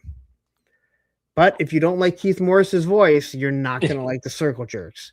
Very true. Here's one that I miss to this day. I miss Joe Strummer. I'm never a Clash fan. Real Yeah. Jesus. See, I'm not a big fan of like the early punk coming over Okay. and what was Okay. created. I'm not a fan of the Ramones. So if you pull out the Ramones, I would say the same thing. Nope. Nope. I got no Ramones in this pile. I got one that you're definitely not gonna. I don't know. You know what? I'm not gonna say that because I'm already shocked. But I love that album. do you? I mean, I don't care for anything else they've ever done. Mm-hmm. I love that fucking album. When I first heard this, I had no. I'm like, I don't even know what kind of music this is, and I don't care. it's. Do I you don't know know? what it is. Do you know now what it is? I still don't. They're in a class of their own. They're Yeah. in a class of their own. That's Um, so that's how I feel of Suicidal Tendencies because people are like Suicidal Tendencies is punk. I'm like, dude, it is not punk. It's metal, no. but it's not Yes. metal. They live in their Correct. own world. Yes. Um, I know that you will tolerate, but don't don't care for the. Yeah, But not a big fan of Less Than Jake. this was a huge part of my high school and college. But you brought these guys up, so that's Run DMC's "Raising Hell" album. Yep, Love. that was my first. I can't say it was my first. My first album was Lionel Richie's "Dancing on the Ceiling," but that was the first. That was the first tape that I ever bought myself. Nice. It was one of the first tapes that I bought. I think I bought that with "Slippery When Wet." Like again, the dichotomy of Joe's brain. Like, and then I mean, uh, So I'm not a huge fan of the Beastie Boys. I do like that album. hmm. Um, I like the album after Paul's Boutique is okay, but I was never Hmm. a huge fan of the Beastie Boys. So let's see. For a modern band, here we go. Suicide Commandos. All right. And Grip I've heard of Inc. Grip Inc. I've heard of them. Yeah, I mean, I am very selective when it comes to the Beastie Boys because it all sounds so very similar to me, like in each era, right? So, Yeah, like, they go through this, and almost all the songs sound the same. They go through this, and almost all the songs sound the same. that is But that's Bad Religion to a T. yes, yep. No, you listen to the early '80s. So now I know because I've listened to them so much. If Hmm. you listen to Suffer, No Control, Generator, and Against the Grain, they all pretty much sound the same. Hmm. Suffer is a little different, but Hmm. for the most part, the same sound. Then you get to the next two, the Gray Race, and Stranger Than Fiction. same style. That was when they left Epitaph. Then they made some really bad albums. Mhm. They put the greatest, they put their best song, America's Jesus, on a really bad album that I hate every song on it, but that song is my favorite song they've ever done. Mhm. And then they came back and went more. It was more like the early, like the early '90s, but kind Mhm. of scaled back. And they started making good music again. There was two albums. One album they don't even admit to making. It was so bad. Right. Like they Right. won't play shit from it. Yeah. I mean, do you find that your what you listen to now, are you open to newer bands, or do you Yes, find yourself going deeper on old ones? both. Okay. Yeah. Okay. So I found this isn't recent. Mhm. It was in the last 15 years or so. Maybe a little bit longer than that. Arizona band, I can't think of their name. Authority Zero. Okay. Fell in love with Authority Zero. I'm not a huge fan of like their slower stuff, like when they do like a slower. But they have like two slow songs on their album, and I'm like, not for me. Mhm. Mhm. Um, I still find myself going back and listening. I mean, I listen to all the Pennywise stuff, Bad Religion, Sick of It All, Mhm. Madball, Rancid. But when they put out new stuff, I enjoy it. Um, and when I find a new band that, and I don't need a band that plays and sounds just like the early and mid and late '90s, but I Mhm. need something Mhm. that I hear in it. It rings out. Right. Unfortunately, it's usually when Lagwagon, Strung Out, like one of these Mhm. bands makes a new album, and you're like, oh, this is actually pretty good. Mhm. Um, I find hardcore music seems to be the closest to what it was. It's played better now, but Mhm. it still has that very heavy sound where punk music changes. Mhm. It is there's ebbs and flows all the time with punk music, Right. in the style, and there's lots of different styles of punk music. But I have Mhm. no issues. I am not that person that will. I'm not that person that goes, well, everything that we had back in the late '80s or early '90s, mid '90s. That would be my era. That Mhm. hey, it was better back then. Right. I like hearing Yeah. some of the stuff. I like when someone harkens back, but I also like hearing the new stuff. And Mhm. as you get older and you hear bands like Strung Out, very good musicians, just Mhm. because they play a style of music that doesn't require you to be a great musician doesn't mean they're not. They're Right. metalheads and they work that Mhm. into their music, but they're punk. Mhm. Yeah. They and like I went and saw Strung Out and Pennywise in downtown Detroit, St. Andrews, Mhm. down the street, and I mean literally down the street is Cobo Hall. Mhm. Megadeth was playing.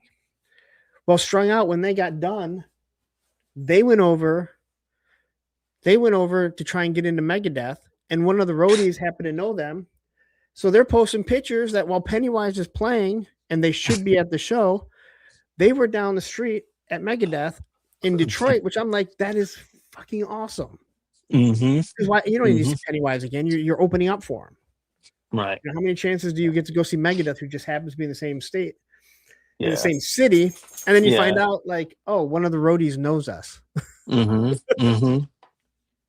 Yeah. So I don't know if you like Rise Against at all, but I I found them I used to late. really like them. I did too. They're one of the worst live bands. I'm so glad you told me that because I was like, "Man, I gotta go see them next time they come around." Oh, I did And tell you that. And this came from so the first time I saw him, the guy that told me this, he was Mhm. also there. And we were texting back and forth after. And I'm like, dude, you are so right, dude. They are not good live. And he goes, this was one of the better showings. And I was like, Oh. ooh. They just, Oh. man, I mean, I don't know what it was. Like his voice and timing did not fit with the music properly. Yeah. I And I own two albums for Rise Against. It's this one and the one with Help Is on the Way. Yeah. Those are the two albums that I own, and I love them. And like, there's very few, because how I listen to music now, unless I'm traveling for work, is I listen to it on vinyl, because then I was you gonna have to ask, listen to. I wanted to ask about that because you're showing me all this vinyl. And I think Yes. we're gonna have very different views on this. Yeah, I I don't remember see we it from. talked about this either. Yeah. So for me, because and this only, with the set of tubes that I have in my tube amp right now, they only just burned in, but the sound stage just goes crazy. Like, once you burn them in properly, you hear things you've never heard before on albums. And I stand by this as someone who's losing his hearing. I will be deaf eventually, but for now, I just turn it up. But you know, but for me, experiencing whole albums, because I grew up in tapes were the first thing I owned, and you could fast forward, and it was a pain in the ass. But then immediately went to CDs where you could skip, which Yes. was phenomenal. Then, when I was in my early adult stage, we got the iPod where you could just pick and choose your songs, and you're like, fuck the rest of this album. Like, I wish I I wish I could have done that with some skate parks or skate parks. All right, because that would have been great. And I'm gonna tell a story about a professional skateboarder that talked about a skate video when we get to, because now that you said something, but go on. but yeah, so like, yes, CDs are when I stopped learning songs names.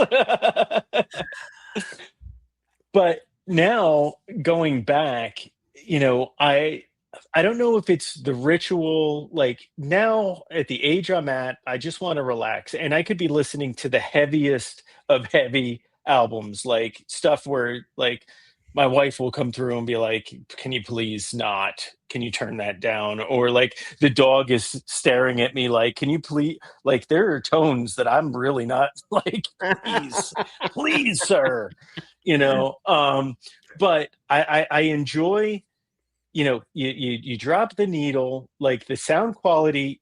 When I first got vinyl, I could only afford shit record players and shit needles, and I had crappy speakers. That is not the vinyl experience. Like, it's an investment, and now I'm going to sound like a snob, and I don't care, because it's true. But like, if you can save up and then get components, and which is what I did, I got components as I went along. Once you get all that together and you get a clean copy of a vinyl, I'm not talking about a scratchy piece of shit that, someone has abused for 40 years, like a clean copy. Or even some of the remasters now are incredible. Like, I have some Pink Floyd stuff that certain remasters do not sound better. I stand by that. But the Pink Floyd remasters are like the difference between going seeing the London Symphony and your local eighth grade, band. Like, that is how different the sound is. But I do enjoy dropping the needle, and then you're forced to listen to the entirety of what the artist intended. Not always a good thing. I'm not saying everything's a banger. Some of it sucks hard, hard. Like, you made this choice as an artist to include this. Like, you have all this good shit, and in betwixt it, you have all this nonsense that is just awful. But it kind of forces you to enjoy all of it. And like I said, as I get older, I just want to relax, drop the needle. You listen to the entirety of it. And it's great if you have that kind of time on your hands. When you're traveling, when you're in your car, absolutely. Give me my playlist for driving when I'm mad. Give me my playlist for driving, long distance, to keep me awake when it's 3 o'clock in the morning.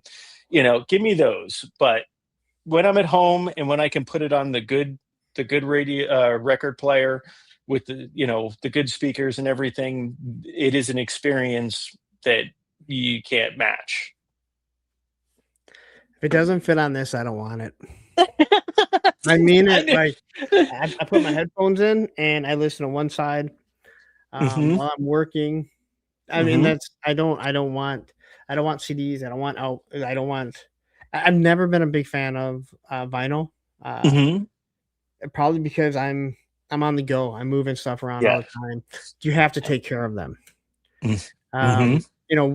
Originally CDs you had to take care of. Then you find out they're pretty fucking resistant. Yep. They're pretty much resistant to everything, right? But so there's a pro skateboarder, Mike Carroll. Every skateboarder would know who he is. So you're talking about skipping stuff, right? So blind video days. Most people know the video. It is the video that really put Jason Lee, My Name is Earl, on the map of how good of a skateboarder he was. They had 5 skaters. One was Jordan Richter. He was a vert skater. Mike Carroll told the story about how he recorded it, but he cut out Jordan Richter's part because he didn't want to watch it. And one day they were all going to skate, and they put in a video. That went back to his house, put on a video. They threw on video days to get hyped up to go skate. And it goes from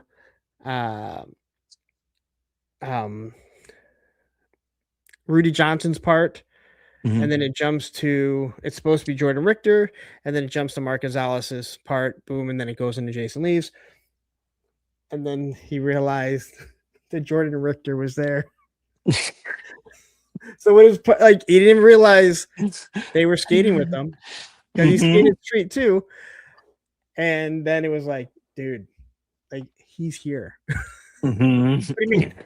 Like, dude, he's fucking here, and just realized you came in to get hyped, and you watched Guy Mariano, Rudy Johnson skipped over his fairly short part to Mark Gonzalez and Jason Lee. But that's the same thing. Like there are songs that I skip because you're like, this is a bad song. Skip. Why did you make this? Why didn't you skip it when you were recording it? Well, and there are, I could probably count them on one hand, albums that I can listen start to finish and not be like I wasted at least 20 minutes of my time. Do you think it's the older stuff? I do. And because I do. Because it means something to you. So like Public Enemy, Fear of a Black Planet. I used to put that album in. I'm sorry, that cassette tape. I used to put that in, and I started playing Super Mario Brothers 2. And to this day, if I put on Fear of a Black Planet and I start listening to it, I can see where I was in that game. Because you remember the old games, Super Mario Brothers, you could beat it, and you knew what to skip, and you skip worlds and different things like that. I can still see my mind being in certain spots. 1000%. And actually, come to think of it, 3 of the 5 albums are all from a band that I would not pay to see live today, even though they're touring. I have not bought their new albums or their singles because I think that Guns N' Roses. Appetite for Destruction. I could listen from beginning to end and not be mad. That was a good album. And Use Your Illusion 1 and 2. Now, not every song on either of those albums is a banger.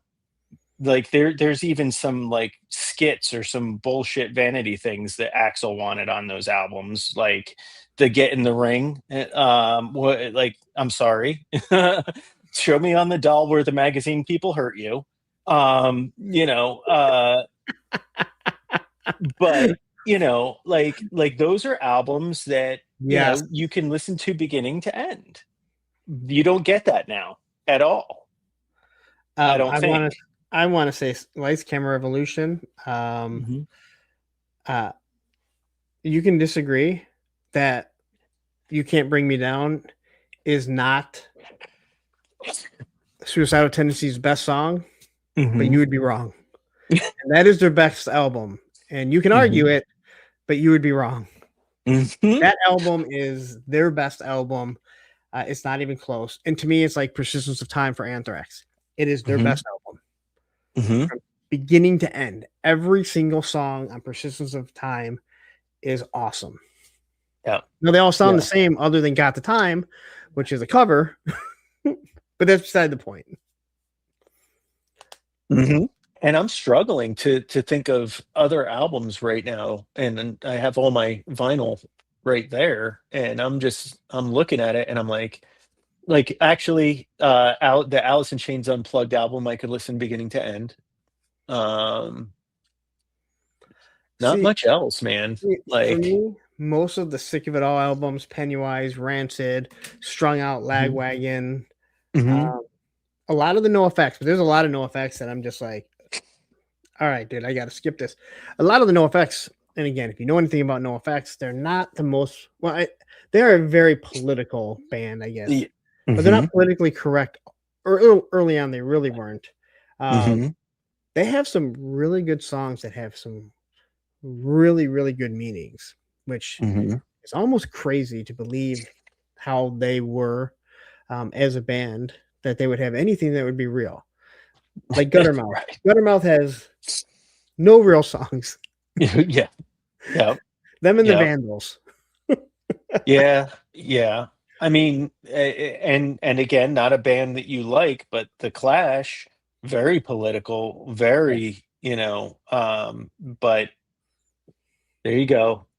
All right. So I missed that concert. That was when Metallica was with them. I know that. And I'm sad that I missed it now, because my wife had gotten tickets for Hershey at the end of this summer, and I was like, absolutely not. I don't want to see that. I don't want to see the what would have happened if Elvis lived concert. I don't want that for my life. And and that's what's crazy. So I've seen the recent Axl Rose. Yes, I'm a huge Swiftie. I've seen Axl Rose. It's an embarrassment. Yes. It is, because he can't sing. And I remember probably been 10 years ago or so, maybe 8 or whatever, Bad Religion. And the singer, Greg, he's like, someone will tell me when I'm embarrassing myself, right? And he sounds just as good as he ever did. Last time I saw Pennywise, same thing. Sick of It All. Now, I don't think Sick of It All will ever play again, because the singer I think he has throat cancer. He was fighting it. And if you ever listen to Sick of It All, understand, like, he'll say, I don't sing, I'm screaming. I don't know how he could ever come back from that. I just hope that he ends up beating it. And even if he never plays again, he has a wonderful life, and, the band can do whatever. But most of those bands do not embarrass themselves. But I do remember Sick of It All talking about how they went and watched Metallica, and this is probably 15 years ago. And the drummer Armin, was watching the drummer of Metallica, and he's like, he just can't play anymore. He doesn't have the speed. He can't. They're like, he's embarrassing himself. And there are some hardcore bands that are the same way, like Agnostic Front. Vinny Stigma, from my understanding, for a long time cannot play. And a buddy of mine that plays in a band here, their band opened up for him, and they said they kept watching the other guitarist would turn down his amp when he wasn't paying attention, because he made it worse. And then he's like, every time he found out, he'd lose his shit and crank it back up. And then when they wasn't paying attention, he'd crank it down again, because they're like, he just made it worse. Yeah. But he does, and he's the only original member. And that is always my fear in going to see bands. Like, there's certain bands, I have a short list of bands that I want to see before anything happens to any of the main members of the band. So, like, one of the bands that I checked off was Tesla. That my I'd gotten You mean Testament? tickets. You mean Testament? What? You mean Tesla, Testament? Tesla. No, No, you no, meant no, no. Testament. God damn They're it. on there. They're on there. But like, if you look back, gosh, 25 years ago now, I saw Steve Miller Band, completely different genre of music, right? That dude sounded perfect. And he Mhm. was singing and he was playing instruments. They all were.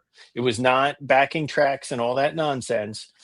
And I am so glad I got to see Steve Miller Band, live in person when they were still good.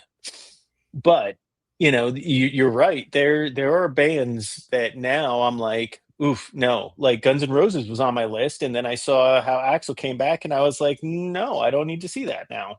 So, So I haven't been to a concert in quite some time, mhm, and I've been to very few arena shows. Almost mhm, all I think all the arena shows that I've ever been to, which is like, I think two, it was for my daughter. okay. So one was Fallout Boy. Believe me, I did not go to see Fallout Boy. You sure? Yeah, Okay. I'm Yep. positive.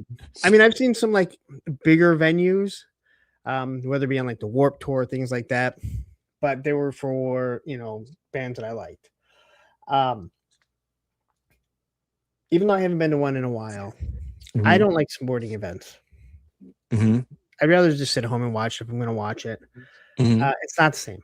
I used to love professional wrestling. I was at mhm. WrestleMania 3. I don't know if I ever told you guys. Mm. 93,173 of my best friends. Um, um, wrestling events are awful because there's no commentary. Mhm. All you hear is the mat hitting the ground, Yep. right? Sporting events, same thing. You're paying an arm and a leg. Halftime, you can't see what's going on. Then it's a pack to get out. Concerts are completely different. Sometimes the band sucks. Mhm. Sometimes, normally, at least for punk shows, and again, when you're in a small club, and I don't care what anyone says, a club is better than an arena. Mhm. There is something about the main band coming down and they're in the crowd when one of the opening bands is playing. You're not Mhm. going to get that from Metallica and other bands like that, and probably for good reason. I Mhm. love going. I love going to shows. Mhm. Though I hate sporting events. I don't. I guess I Yeah. hate sport. I just would rather not go. But Right. I've gone to so many concerts by myself, and again, I'm not in an arena. Mhm. Although I've gone to big places by myself, so it's Mhm. not like it matters to me. Right. There's something special about watching that band put their heart and soul into the songs they've created. And Yes. sometimes you hear a different style of that song. You hear Mhm. stories about them. You Yeah. know, when you hear bands come in that are from New York and saying, "Dude, like this fucking place scares the shit out of me in Detroit here." Yeah. Yep. When you hear other bands making fun of other bands that think they're hard and they're not, and you're Mhm. laughing about it, Yeah. and hearing the stories. And to me, that was always the best thing. Like a band that Mhm. is telling a story. Uh, Mhm. when people tell me like somebody played a 3-hour show, now I'm never no hardcore band, no punk band's ever gonna play 3 hours. You get Right. 45 minutes, sometimes an hour. Mhm. But when I hear someone play like a 3-hour show, and it's someone I don't care about, Mhm. and they're talking about all the different things that they did, and they're up there and they're telling stories, I'm like, that's someone that knows how to perform. Yep. It's not to me, it wouldn't be about, well, they had this wardrobe change.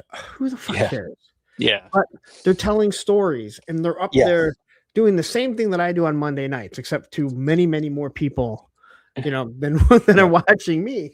Yeah. It's the same thing. They know how to Yeah. entertain, and I have no problem paying for that, and I Yeah. enjoy watching it. I've seen the Shinedown guys in two different iterations. So I saw Shinedown when they played Wilkes-Barre in the arena. I am too old to be standing in. I was like one row away from the front. I am too old to do that now, but I did it that night and we paid for it for like a week. But that was a phenomenal show. And then I saw them again. Well, the first time I saw them, it was just Smith and Myers, and they did an acoustic show in a very small Sherman Theater. Very cool. I saw Soul Asylum, and I got to sit down for that one. That was amazing. That was amazing. But you're right. Like, and actually, who opened for them was Corey Glover of Living Color, which is he was amazing. That man can sing. So I've been to very few concerts where I'm sitting down, and that takes away from everything, in my opinion. You don't. Can I stand up? Am I not supposed? I don't know what to do. Yeah. I was a pit guy from beginning to end of the band. I was in the pit singing. I'm a short guy, but as I got bigger, I didn't get knocked down very often. I also know how it goes. Like, you're not trying to hurt someone. You see someone fall, you pick them up. That's how it's supposed to be, right? Yeah. I used to always be that guy. I looked at the guy sitting against the wall like this, and I never want to be that guy. I never want to be the guy sitting in the fucking back, coming and watching. I am so happy to be that guy. All right. If anyone ever says you'll never admit I was so fucking wrong. I never need to go in the pit again. Last time I went in the pit was Pennywise, and some big fat fucker fell on my fucking ankle, and it literally went and blew up. And the guy I was with said, "Do you want to go?" And I'm like, "No, Pennywise is playing. It's not going to get any better." It was my driving foot, and this guy I did not trust to drive my car. So just because he's a bad driver, not that I didn't trust him, just bad. And so I drove home with a bad fucking foot, and sure enough, I went to the doctor, and it was sprained. I mean, I don't even know I went to the doctor, but when it's sprained because it's this big. Yeah. Now I'm like, I'm okay. I can sit against the wall, and last few times I saw Sick of It All, he'd make jokes. And he's like, "Look at all these people in the back. That's how we all know we're old, all right?" Yeah. He's like, "Don't worry, I'd be back there with you." Like, your body, again, can I take being knocked around? Yeah, I'm still a pretty big fucking guy for my size. But it also takes a toll. I mean, I fucking sleep and it takes a toll on me. So being bounced around in the pit by kids that are like in their 20s, they guess what? They're waking up in the next morning going, "Oh, let's do another one tonight." And you're like, I slept with my neck this way, and I feel that I'm going to hurt like this till tomorrow morning. Yeah. Oh yeah. But yeah, I saw Less Than Jake a while back, and I gave it the best 5.5 minutes of my life being down in the front, and then I just slowly made my way to the back, to the bar, and I'm like, okay, You this pull the is where Homer we're at. Simpson, you're like, Yeah. I was like, all right, you kids have fun. But that's just it. Like, this is for you. Like, yes. This is for you. Like, skateboarding, again, it's not for people in their 50s. But I can still do it, and I don't embarrass myself. And I know that I'm fighting a losing battle, right? And what I mean by that is your body's going to eventually fail you. It hasn't failed me yet, so I'm not going to stop. And I feel like your body breaks down when you really quit doing everything, right? You just sit around, you don't do stuff. Like Matthew says it all the time, motion is lotion. But when I skateboard, I'm not skating against somebody else, right? Yeah. I'm not skating against someone who's trying to knock me off my fucking board. In the pit, you are in there, and someone is trying to knock you down. Not trying. Well, they shouldn't be trying to hurt you. Right. There's a reason why people don't play football after they're pro in their 50s. Yeah. Matthew talks about pickup basketball. People get in their 40s and 50s, and now they've allotted their time. Some of their kids are getting older. That's when they start getting hurt. Yeah. And the NBA may not be physical because they all flop like soccer players. But when you're playing street ball, you're going to get knocked around. Now, the one sport that is the exception is beer league hockey. Yeah. Because those people will be playing till they're in their 70s, getting knocked around, and then they wake up. And the craziest thing about that is that half the time you can't even rent ice till like 2 or 3 o'clock in the morning. Here's maybe a not so funny story. Like, now that I'm older, I feel horrible. Okay. So I used to play in roller ice leagues, everything when I was in college, for getting ready for travel season and all that. There was an older guy, and I was young. I was in college. I was all amped up. In college, I got bigger, and there was an old guy, and he played. We were all in inline skates. He played in roller skates. And Joe Velez, if you're out there and you see this, I am sorry, because now I am the age you were when I did this to you. And he would talk shit. Like, he was an old man that talked shit. And there was in this rink, there was a bar, and it was about chest height. And it wasn't the best rink that we played on throughout the season, but it was one of them, right? Like, that's the trope, right? Is it, out of all the rinks, this was one of them. And so he got into the corner, and I was like, this is my time to shine, right? So I get down there and I lay into him, and when I tell you, all you saw was feet going over this board. That's all you saw, was eight wheels.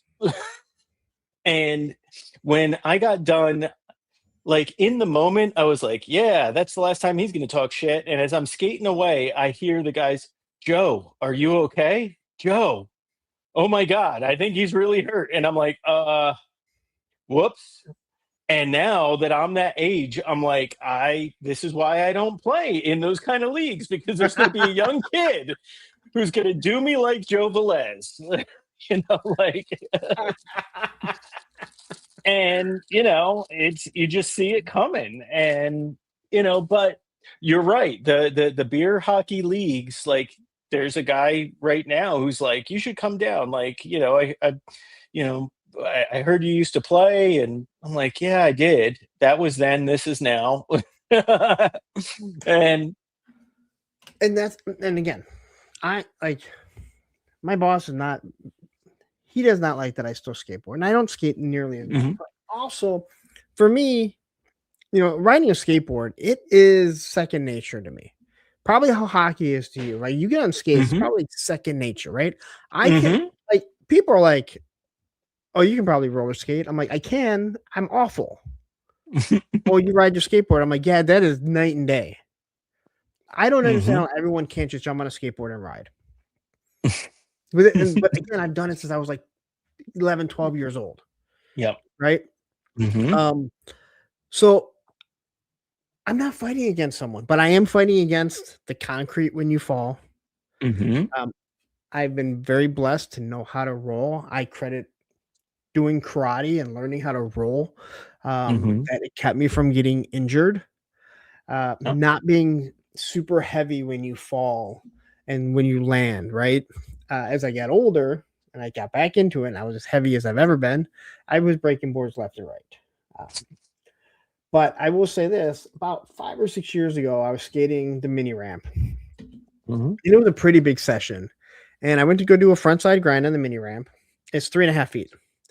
And I went to go back in, and when I went to go back in, I knew that I was going to fall. So I went to step off my board.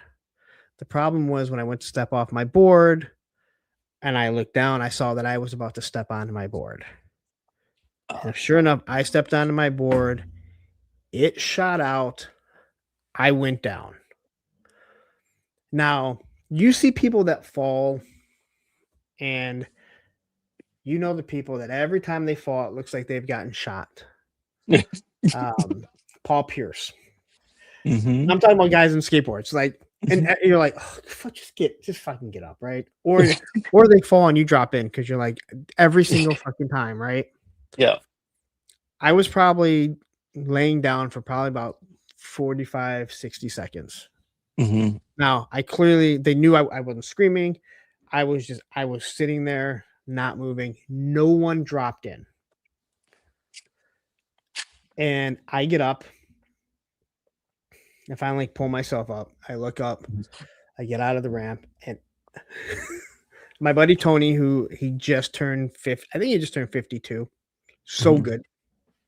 Best person I've ever skateboarded with. He's there. My buddy Shane, this guy Dom. And they're like this. And I'm like, are you all right? I'm like, yeah, this one's gonna hurt tomorrow. Wow. But I'm loose still, like I'm Mhm. still warm. And they're all horrified. And I go to Tony, again, who I've skated with and I've known. I was the first person he met when he moved to New Jersey, when he moved here from New Jersey, like when he was like 13. Mhm. And I go, man, I go, I wish I had that on video to see it. He goes, you don't want to see it. And I go, was it that bad? And he goes, yeah. And then I start looking around and no one was skating. And Shane told me he worked there, and Shane's 30 years younger than me. No, 20 Mhm. years younger than me. He goes, Dom, after you slammed and you were laying there, Dom leans over and goes, I don't want to skate no more. Jeez. I finished skating that day. For the next 2 weeks, I hurt. It was Ah. whiplash. I went down that hard, and I Mhm. could feel myself starting to tighten up. I did not realize I was going to hurt that bad. There have been very few slams that I've taken that hard and taken it Mhm. at like 45, 44, 45, whatever I was. Mhm. I've probably taken slams that hard in my late teens, early 20s, Mhm. and it was a day or two you were done. Yeah. This was going to work every day for 2 weeks, and you could just feel every single thing hurt. Yeah. You know, I still wish I had it on video because I would like to see it. Because I know I didn't get hurt. It's And easier to watch when you know you didn't get hurt. Where I've seen some people, they get hurt and you're like, nope, don't want to see yeah. that. Yeah. Well, and that's the thing. Like when we were doing it, if you didn't have like one of those huge shoulder-mounted, video VCR cameras, like you weren't That your capturing what. parents paid $3,000 for. Yeah, those. Yeah, yeah. It like you weren't getting it, or you could rent them from the video rental store if you had a couple $100 to lay Yeah, down on a uh, what do you call it? the deposit, Deposit. Yeah, yeah. which But none of us like, did because we were no, broke kids. no, I mean, it's no. seriously. I look back, and again, you grew up in New Jersey. Hmm. We would go skateboarding in the winter under overhangs. Hmm. Do you think even one of us was smart enough to go, you know what, we should invest money in? A fucking broom to get rid of salt. No, we just try and kick it out of our way with our foot. Yeah, It yeah, wasn't until I was like in my 40s and I went, why didn't we ever just buy a broom? yeah. Brooms are like $10. Yeah, yeah. We all could like put our money in. No one even Yeah, said like, hey, why don't we're just like, we'll just kick it out of our way. yeah, And you never got all the salt out of the way. It was physically impossible. yeah, yeah.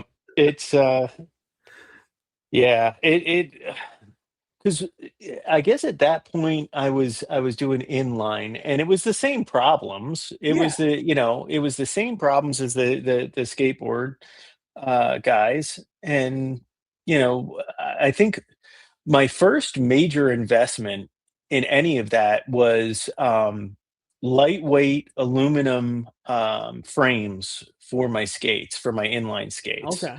because I could play hockey, but I could also remove the second or third wheel or both out of the four wheels and then skate, I and then I could do remember people rails. doing that. Yep.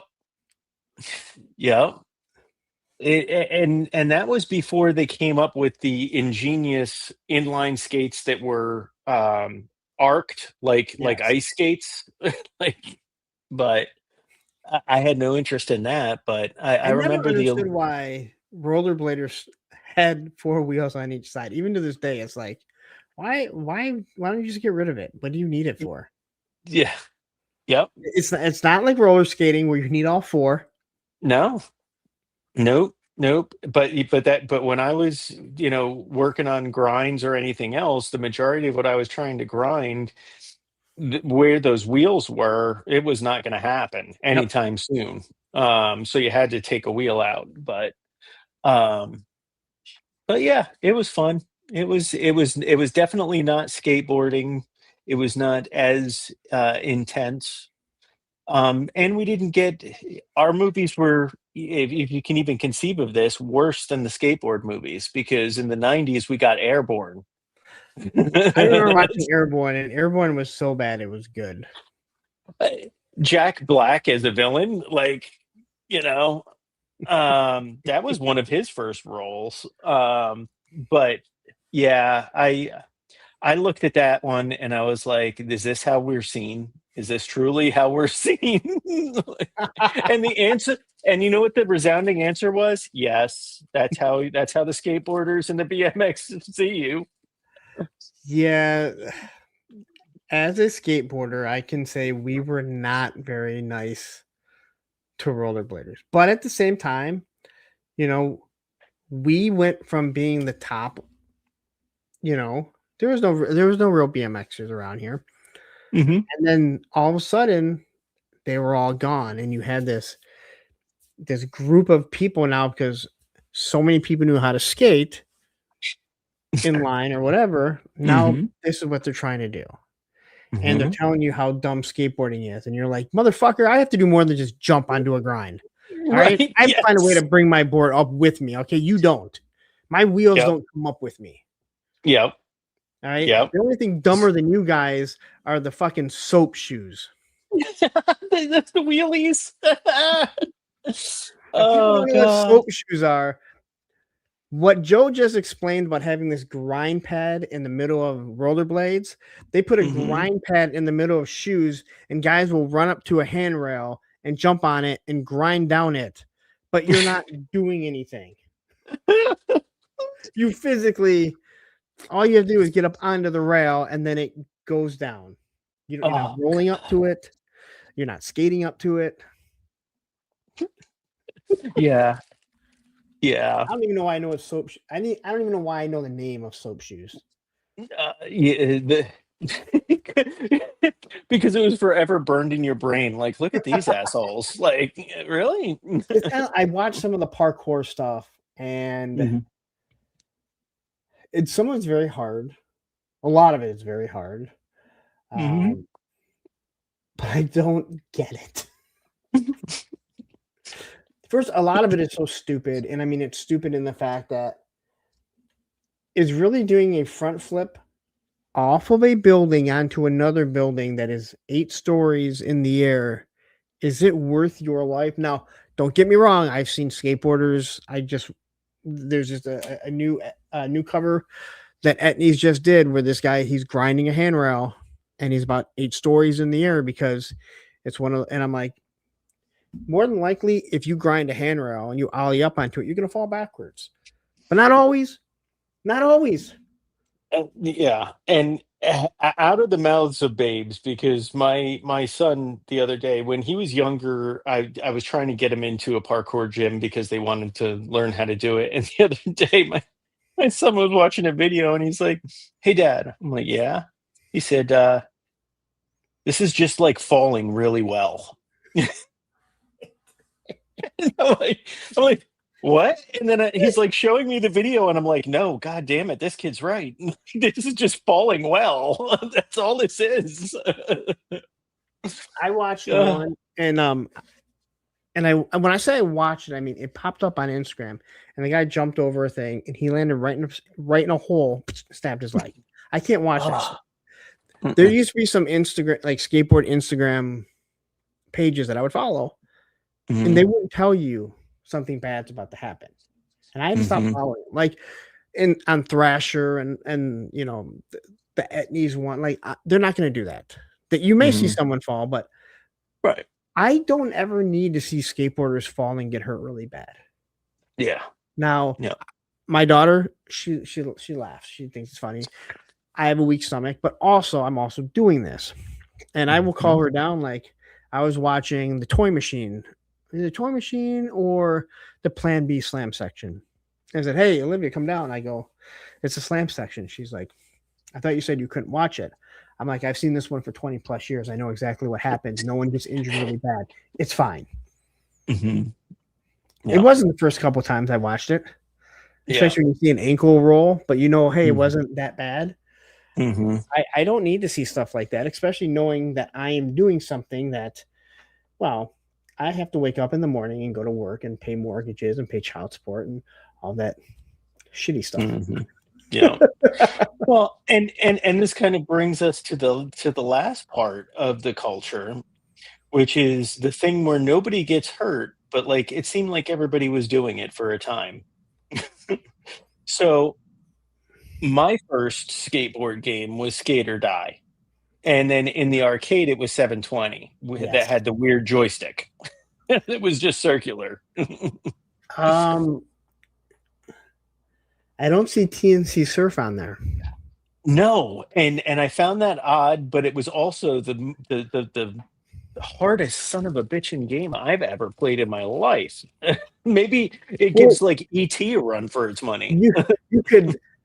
You could slide the guardrail. I think that's all you could do. Yeah, I think that's all you could do. And then on the surfing, I don't remember what you did. I remember the surfing was more fun than skateboarding because you could do a little bit more. You could kind of go around on the wave, like it's the guy to throw a gorilla around, like he would just do it. So this here, I remember 720 and Skate or Die. Yeah. And I think it's, again, I think we all agree Rad is the greatest extreme movie. I think everyone would also agree that Tony Hawk's Pro Skater is the greatest extreme video game of all time. It changed everything. Which one? 2. Because there's been a ton. 2. So yeah. I played the other ones after that, but 2 was when they started doing manuals, and I can still remember watching the grinds and doing all these grinds and laughing, going, if anyone could ever do this. And then years later, I'm like, oh my gosh, people are doing this. And it makes no sense. And I recently posted on Facebook, when I see some of the stuff on skateboarding, I'm just going to assume that it's AI because AI is so good, because I don't want to admit how good these skateboarders have gotten. Yeah. Yeah. And I don't think we ever got a good, like, Matt Hoffman's was supposed to be good. It was supposed to be the next Tony Hawk for the BMXers. I didn't find it good at all. I didn't like it. I didn't enjoy it. It was another video game. Out of all the video games, that's another one of them. But I agree. Tony Hawk 2 specifically, yes, was. I know the other ones got better with the tricks and everything, but Tony Hawk was amazing. But 2, it took the leaps and bounds of where it needed to be, doing manuals, nose rides, and stuff like that. It added to that, and if that's all that it ever did, I would have been perfectly fine with it. And I know that they advanced it even more, but that took the proper progression to where, like, okay, there's specific tricks, nose manies, manuals. There's another trick they brought in, I can't remember. This is something that is in every skateboarder's arsenal, doing some sort of manual. And they brought it in, which it was totally lacking in the first one. And it changed everything. And it was something that, playing both of those games, 1 and 2, as a skateboarder, You connected with it. Yeah. You didn't connect with 720 or Skate or No. Die or No. TNC Surf. No. But you connected with this because you were seeing tricks that you did. You were seeing riders, and those riders, if they were goofy foot, they skated goofy, and if they were regular, they skated regular. And they were wearing the clothes that you saw them, and the music. Pennywise was in it, right? Like they had the music. Yep. That No music was doubt. as essential to a generation that played that game as me finding Operation Ivy and the H Street videos and Pennywise and Bad Religion and in the Plan B videos and stuff like that. Like just as essential. The best was watching my kids discover music that you had known about forever. And they were like, "This is amazing." And you're like, "Yes, it is. Well done." Like, well done, son. But I mean, did anybody think when they came out with that board, like they were did anybody honestly think this is gonna work out well? For what? For the motion sensing board? Do you remember that when Tony Hawk came out with the motion sensing board? I immediately was like, "This is gonna be hot garbage." I do. I mean, I didn't until you just brought it up, and now I do remember. And to me, so this is a huge pet peeve of mine. This may shock you guys, but I have pet peeves. They totally shock you, right? Like what? And this is huge. And they have this at the skate park. They do events. And I've talked to other skateboarders and they feel the same way.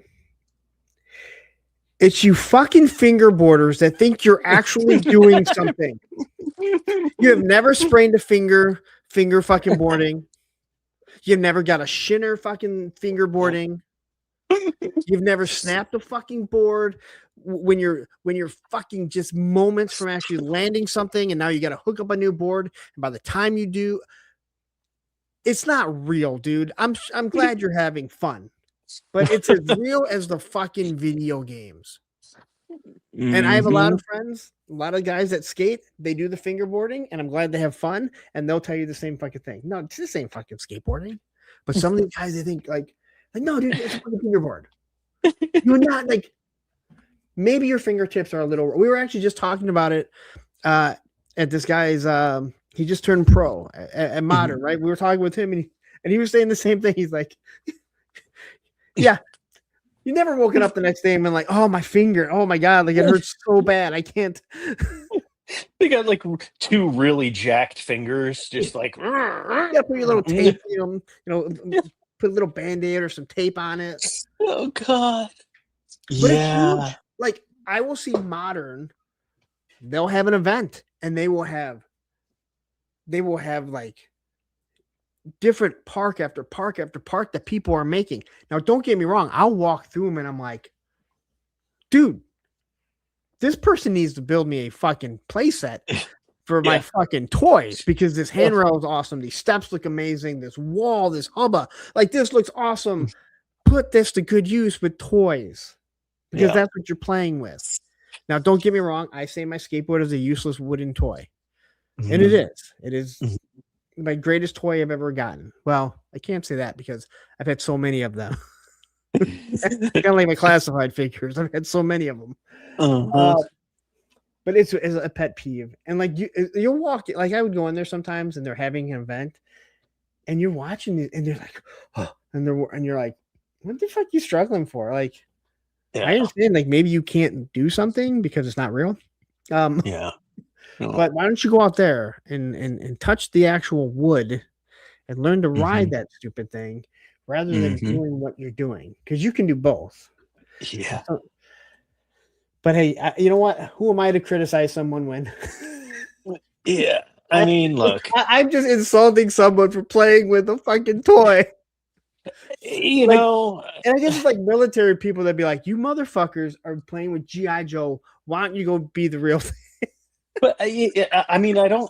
I also don't think that we're like looking around the house or like going online, like please clap, like like like please claps. Can someone give me some attention? Like honestly, like I am so thankful that people tune in on Sundays to wax philosophic about whatever the topic is. But I'd do it anyway, whether there was like zero Yeah, watchers or 10 or 100. Like, and I'm thankful for all the interactions, but um it's like you said, like it's toys, it's fun, we're enjoying ourselves, yeah. like that's what it should be about. And yeah, I just insulted people who play skateboarding with a toy when I know that I play, with my actual toys, and that's what a fingerboard is. And I think I guess it's a personal thing because, and I've said this, and I'll say this the day I die. I hope everyone in life finds something they love as much as I love skateboarding. And every skateboarder that I've ever talked to, that I've talked to about this, they say the same thing. I Yeah. like if you ask me what do you love about skateboarding, I don't have an answer for you. I just know that I love it more than anything other than my family. Yep. I'm not a thrill seeker, so it's not like I love riding roller coasters. I don't care to ride roller coasters. Um, I don't need to go fast, though I skated fast always. Um, Hmm. but there's something about riding that board and doing tricks. And I mean, I can go skate the mini half and do board slides and 50/50s for 2 Hmm. hours and do no other tricks. Just flow around over and over and over and over till you get winded, which is about 45 seconds. About 45 seconds. Yeah.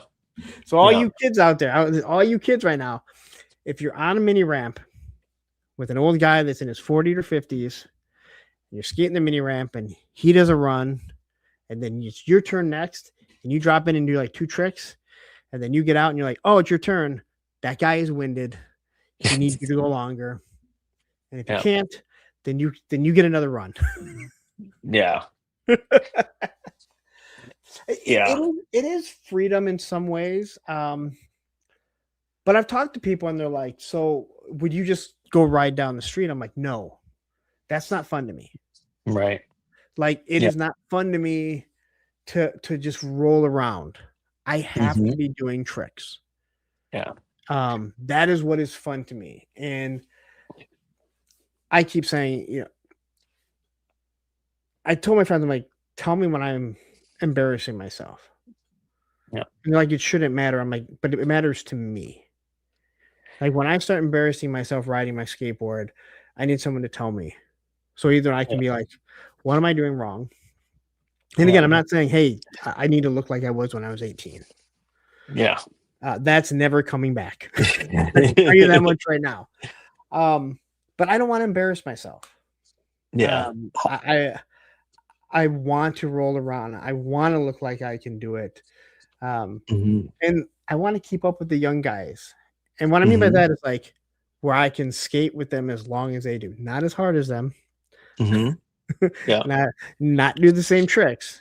But Yeah. if we go for 4 hours skating somewhere, I'm still good.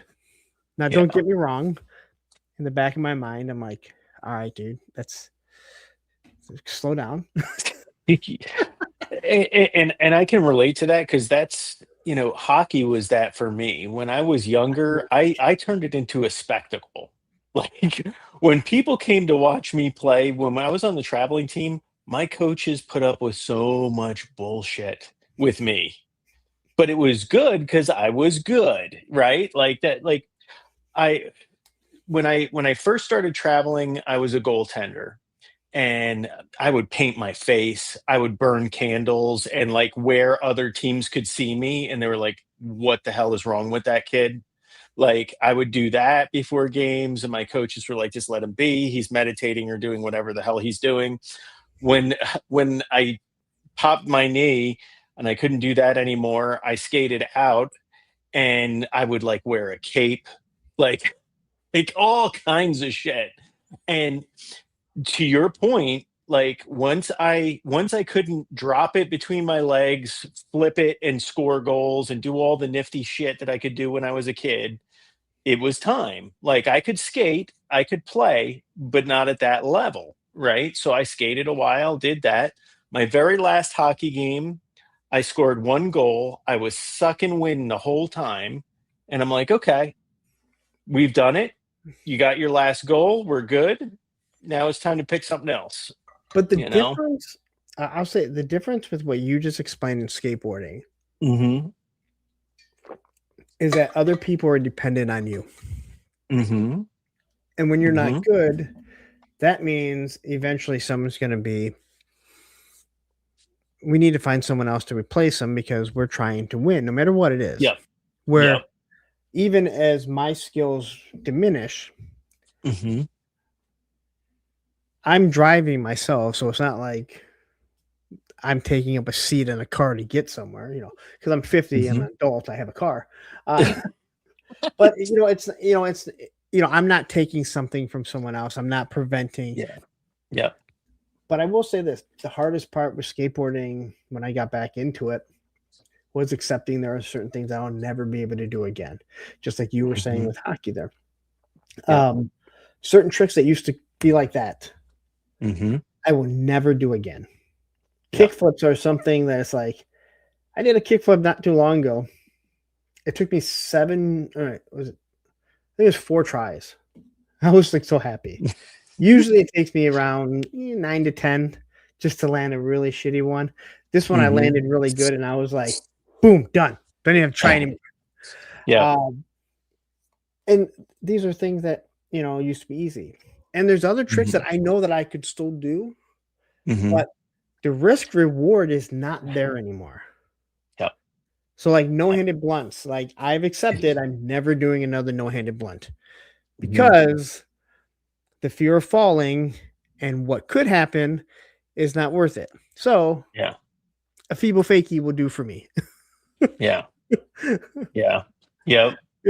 Well, and you watch like I still watch like Tony Hawk and Rodney Mullen, and I watch their Instagrams, and there's just certain things Tony's like, yeah, we're done with that, and I can still skate, I can still do these other things, but I'm done with that portion of my life. Exact same line of thinking. Yeah. The only difference, and I said the only difference, is the fucking amount of tricks that guy can still do. Yes. All right. Yeah. So you With can't do a ease. 900 again. Yeah. Oh, I'm sorry. Did you see the thing you just did that you've never done before? And I'm like, I've never seen anyone do it. You're 60 fucking years. I'm sorry. He's like 57. Yeah. Yeah. But But still. all those vert skaters are still fucking ripping. Yeah. Rodney Mullen was just here in like Jersey City the other day, like a week ago. Like he was doing his deal. He was just skating the city, and I'm like, and he's got the right frame of mind. And I've always said like vert skaters, they're the ones that can do it forever. And the reason why I say that is when you know how to skate vert, the bails that you take aren't as bad as on street. The slams you take could be way worse. Yeah. But like you learn to knee slide out, so there's not nearly as much impact as falling on concrete. But you also may hang up on coping that's 14 feet up in the air, and there's only one way to go. But you don't see them doing that because they know how to skate it so well. Yeah. But when something bad happens, like Tony Hawk snapping his femur, that's one of those things. Now, I've started to see guys like Chris Markovich. He's, I think, 52 or 53. He still skates about 100 miles an hour. Yeah. Now, he's super skinny. And I think he's a vegan. So he's in really good shape. So Mhm. less impact because he probably weighs a buck 40, if that. Where Right. I'm 190 pounds at 5'4". So when I hit the ground, listen, I hit it. All right. But he's still ripping. And so there's some skaters that are still skating street that just rip. And I start seeing some of these other guys that are approaching their 40s or even in their 40s. Mhm. And I'm talking about guys at the park, and they're only skating street. I'm like, you ever skate the mini half? And they're like, no, I don't know how to skate it. I'm like, you need to learn how to skate it. Well, I've never skated it. I'm like, listen, it's way easier on your body. No, dude, when I fall, you falling because you don't know how to skate it. Right. But Right. you are aging, and I'm not telling you to stop skating straight. I'm telling you start learning how to skate the mini half because Mhm. it will prolong you riding. Because you'll Mhm. spend days that I can remember like one of the first times I went to the park and I left and I'm like, dude, I didn't even ollie. I skated for 3 hours and I didn't pop one ollie because I never left a mini. Mhm. Doesn't mean I can't ollie and I'm never going to again, but it felt pretty good Mhm. because you learn how to run things out. And again, you're on a 3.5 foot mini, so you don't get hurt nearly Yeah. as much. But Yeah. you go on the street and you try and do a rail, and I always like modern because it has a very smooth floor. It also means you slide out on your wheels a lot. But when Mhm. you fall on it, you pretty much slide. You go out to Right. one of the skate parks outside and you hit the ground, you stop. And you're usually probably going about 15 to 20 miles an hour in that actual fall, and then you're done. You usually make a sound, Yes. you know. But man, I can't tell you how much fun it has been talking about all of this tonight. I could go on and on. It's it is wild. But you always have a lot going on because I don't know if anybody's told you, but you're kind of a big deal. But what is this week entailing for Lawrence? Well, I have not even done a thumbnail for tomorrow. Okay. I'll be doing that when I get off here. Tomorrow, I think I'm just going to talk about San Diego Comic Con and what people want to talk about. Okay. Um, I actually have some slides, so it won't be all about me. It won't be all kinds of pictures with just me in it. I know people love those. I thoroughly enjoyed that, honestly. It was like I was living vicariously through you that entire time. I think a lot of people do. I don't think a lot of people cared so much for my vacation stuff. But again, I've been gone for 3 weeks and Mhm.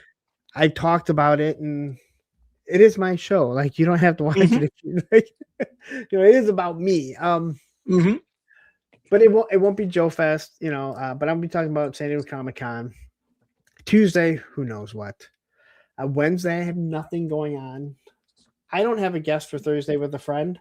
Mhm. I think we're going to do a Goodwill mission because that is when the GI Joe panel is that morning. Okay. So I brought it up to them before we started talking. Spec Mhm. said, um, I'm busy, but go ahead and do it. And I said, oh, thanks for giving us permission. I was about to look and see what they said, but there's 21 messages. So I think Mhm. I'll wait because I can't read through 21 messages Gotcha. while I'm still on here. So probably doing something on Thursday. And then Okay. Friday, Saturday, and Sunday, I have nothing going on that you guys will see. Um, I have to record more for the TV terminal, which no one ever Mhm. sees because it's not on my channel. It's on someone else's. I still have some stuff to get through for Joe Fest. Mhm. A few more things. That lady Deadpool should be coming soon. Okay. But I do have tomorrow shirtless Wolverine, which Nice. is fun. Nice. Like it's I can't fun. wait to see what you do with it. So, but for me, we've I, got I I'll tell you this. I made it work with doing what it's for. The nice. problem is the Deadpool doesn't work properly because the Deadpool is way too small. Yeah. Yeah. Yeah. But Well, I had some fun afterwards that I'll be doing a short. I'm not sure how it's going to come out with Hmm. them looking, but Hmm. I'm hoping people will get the gist of it when they see some of the pictures that are in it. Like, oh, this is I get what he's doing here. But just do me the kindness of not forgetting the term pre-pissed because on on at Comic-Con week, there is going to be just a deluge of people who are pre-pissed before they even see it, get it in their hands. They're already mad, and I'm done. I'm done with the pre-pissed people. well, I think that is every day because Spec, he just posted pictures of the 2-pack of Scarlet and Shebang, Hmm. and he said Shebang is better than I thought. Scarlet is picture perfect. I Hmm. disagree completely.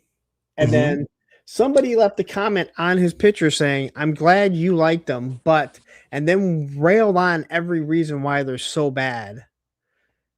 There you And go. then I and then of appreciate that, course, Cipher.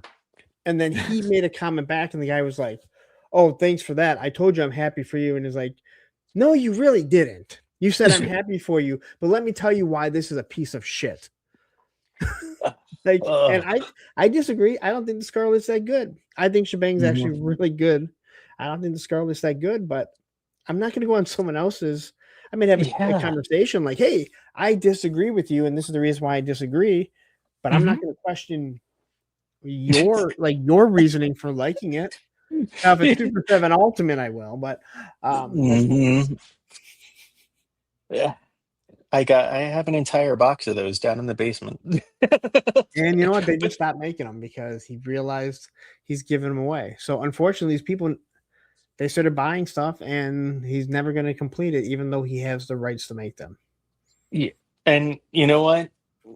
I will tell you for the $10 or $8 a piece I paid for them, I'm okay with it, but they will never be displayed. Like, Yeah, because there were that is people man, there were people that were like, "No, you can fudge it in with your classified." I'm like, "No, you can't." no, no, you cannot.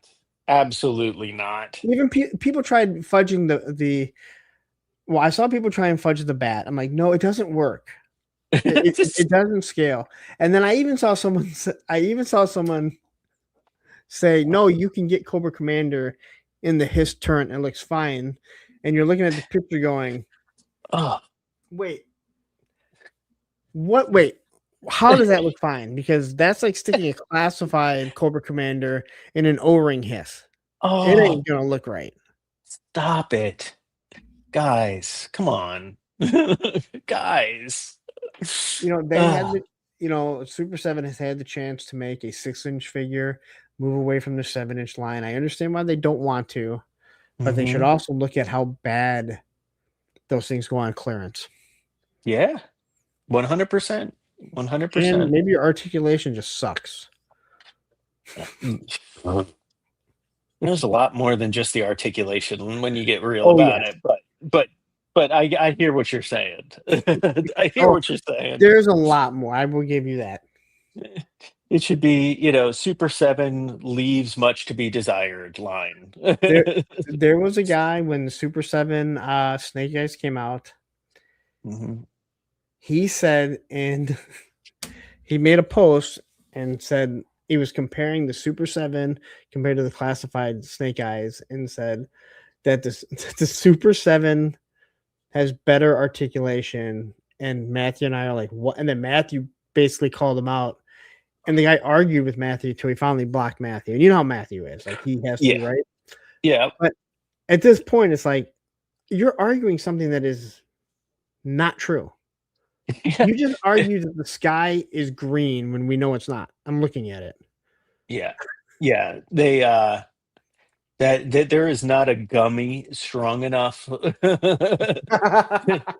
There is not a proof of alcohol that would ever, no. I think I did like one or two forbidden fruit reviews early on some of those, and I'm like, I'm like, yeah, if you just sit it on a shelf, it's, fine, but don't touch it. Don't even look at it really hard.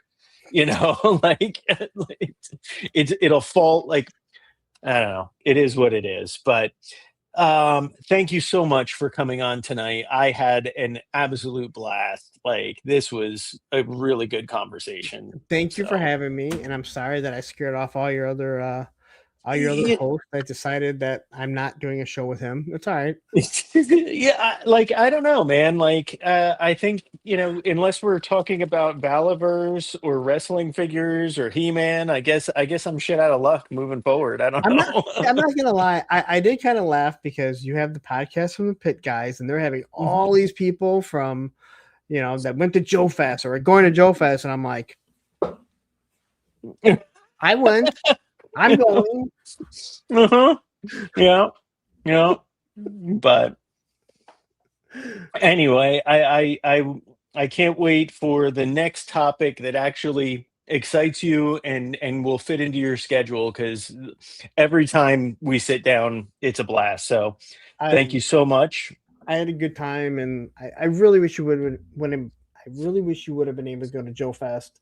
And again, I know things got in the way because we're adults. Hopefully Yes. next year you can go. Yes. And like I said, I made my hotel reservation, so we're gonna just power through it. Even if I gotta sell every ghost viper in the arsenal. Do you still have So them around your Walmart? yeah, I don't know. I haven't been down there in a while. I need to dip down there and see what they got.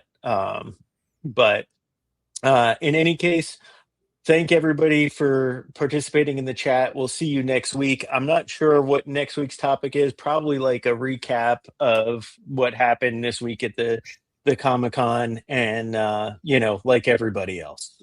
Who will be doing And that?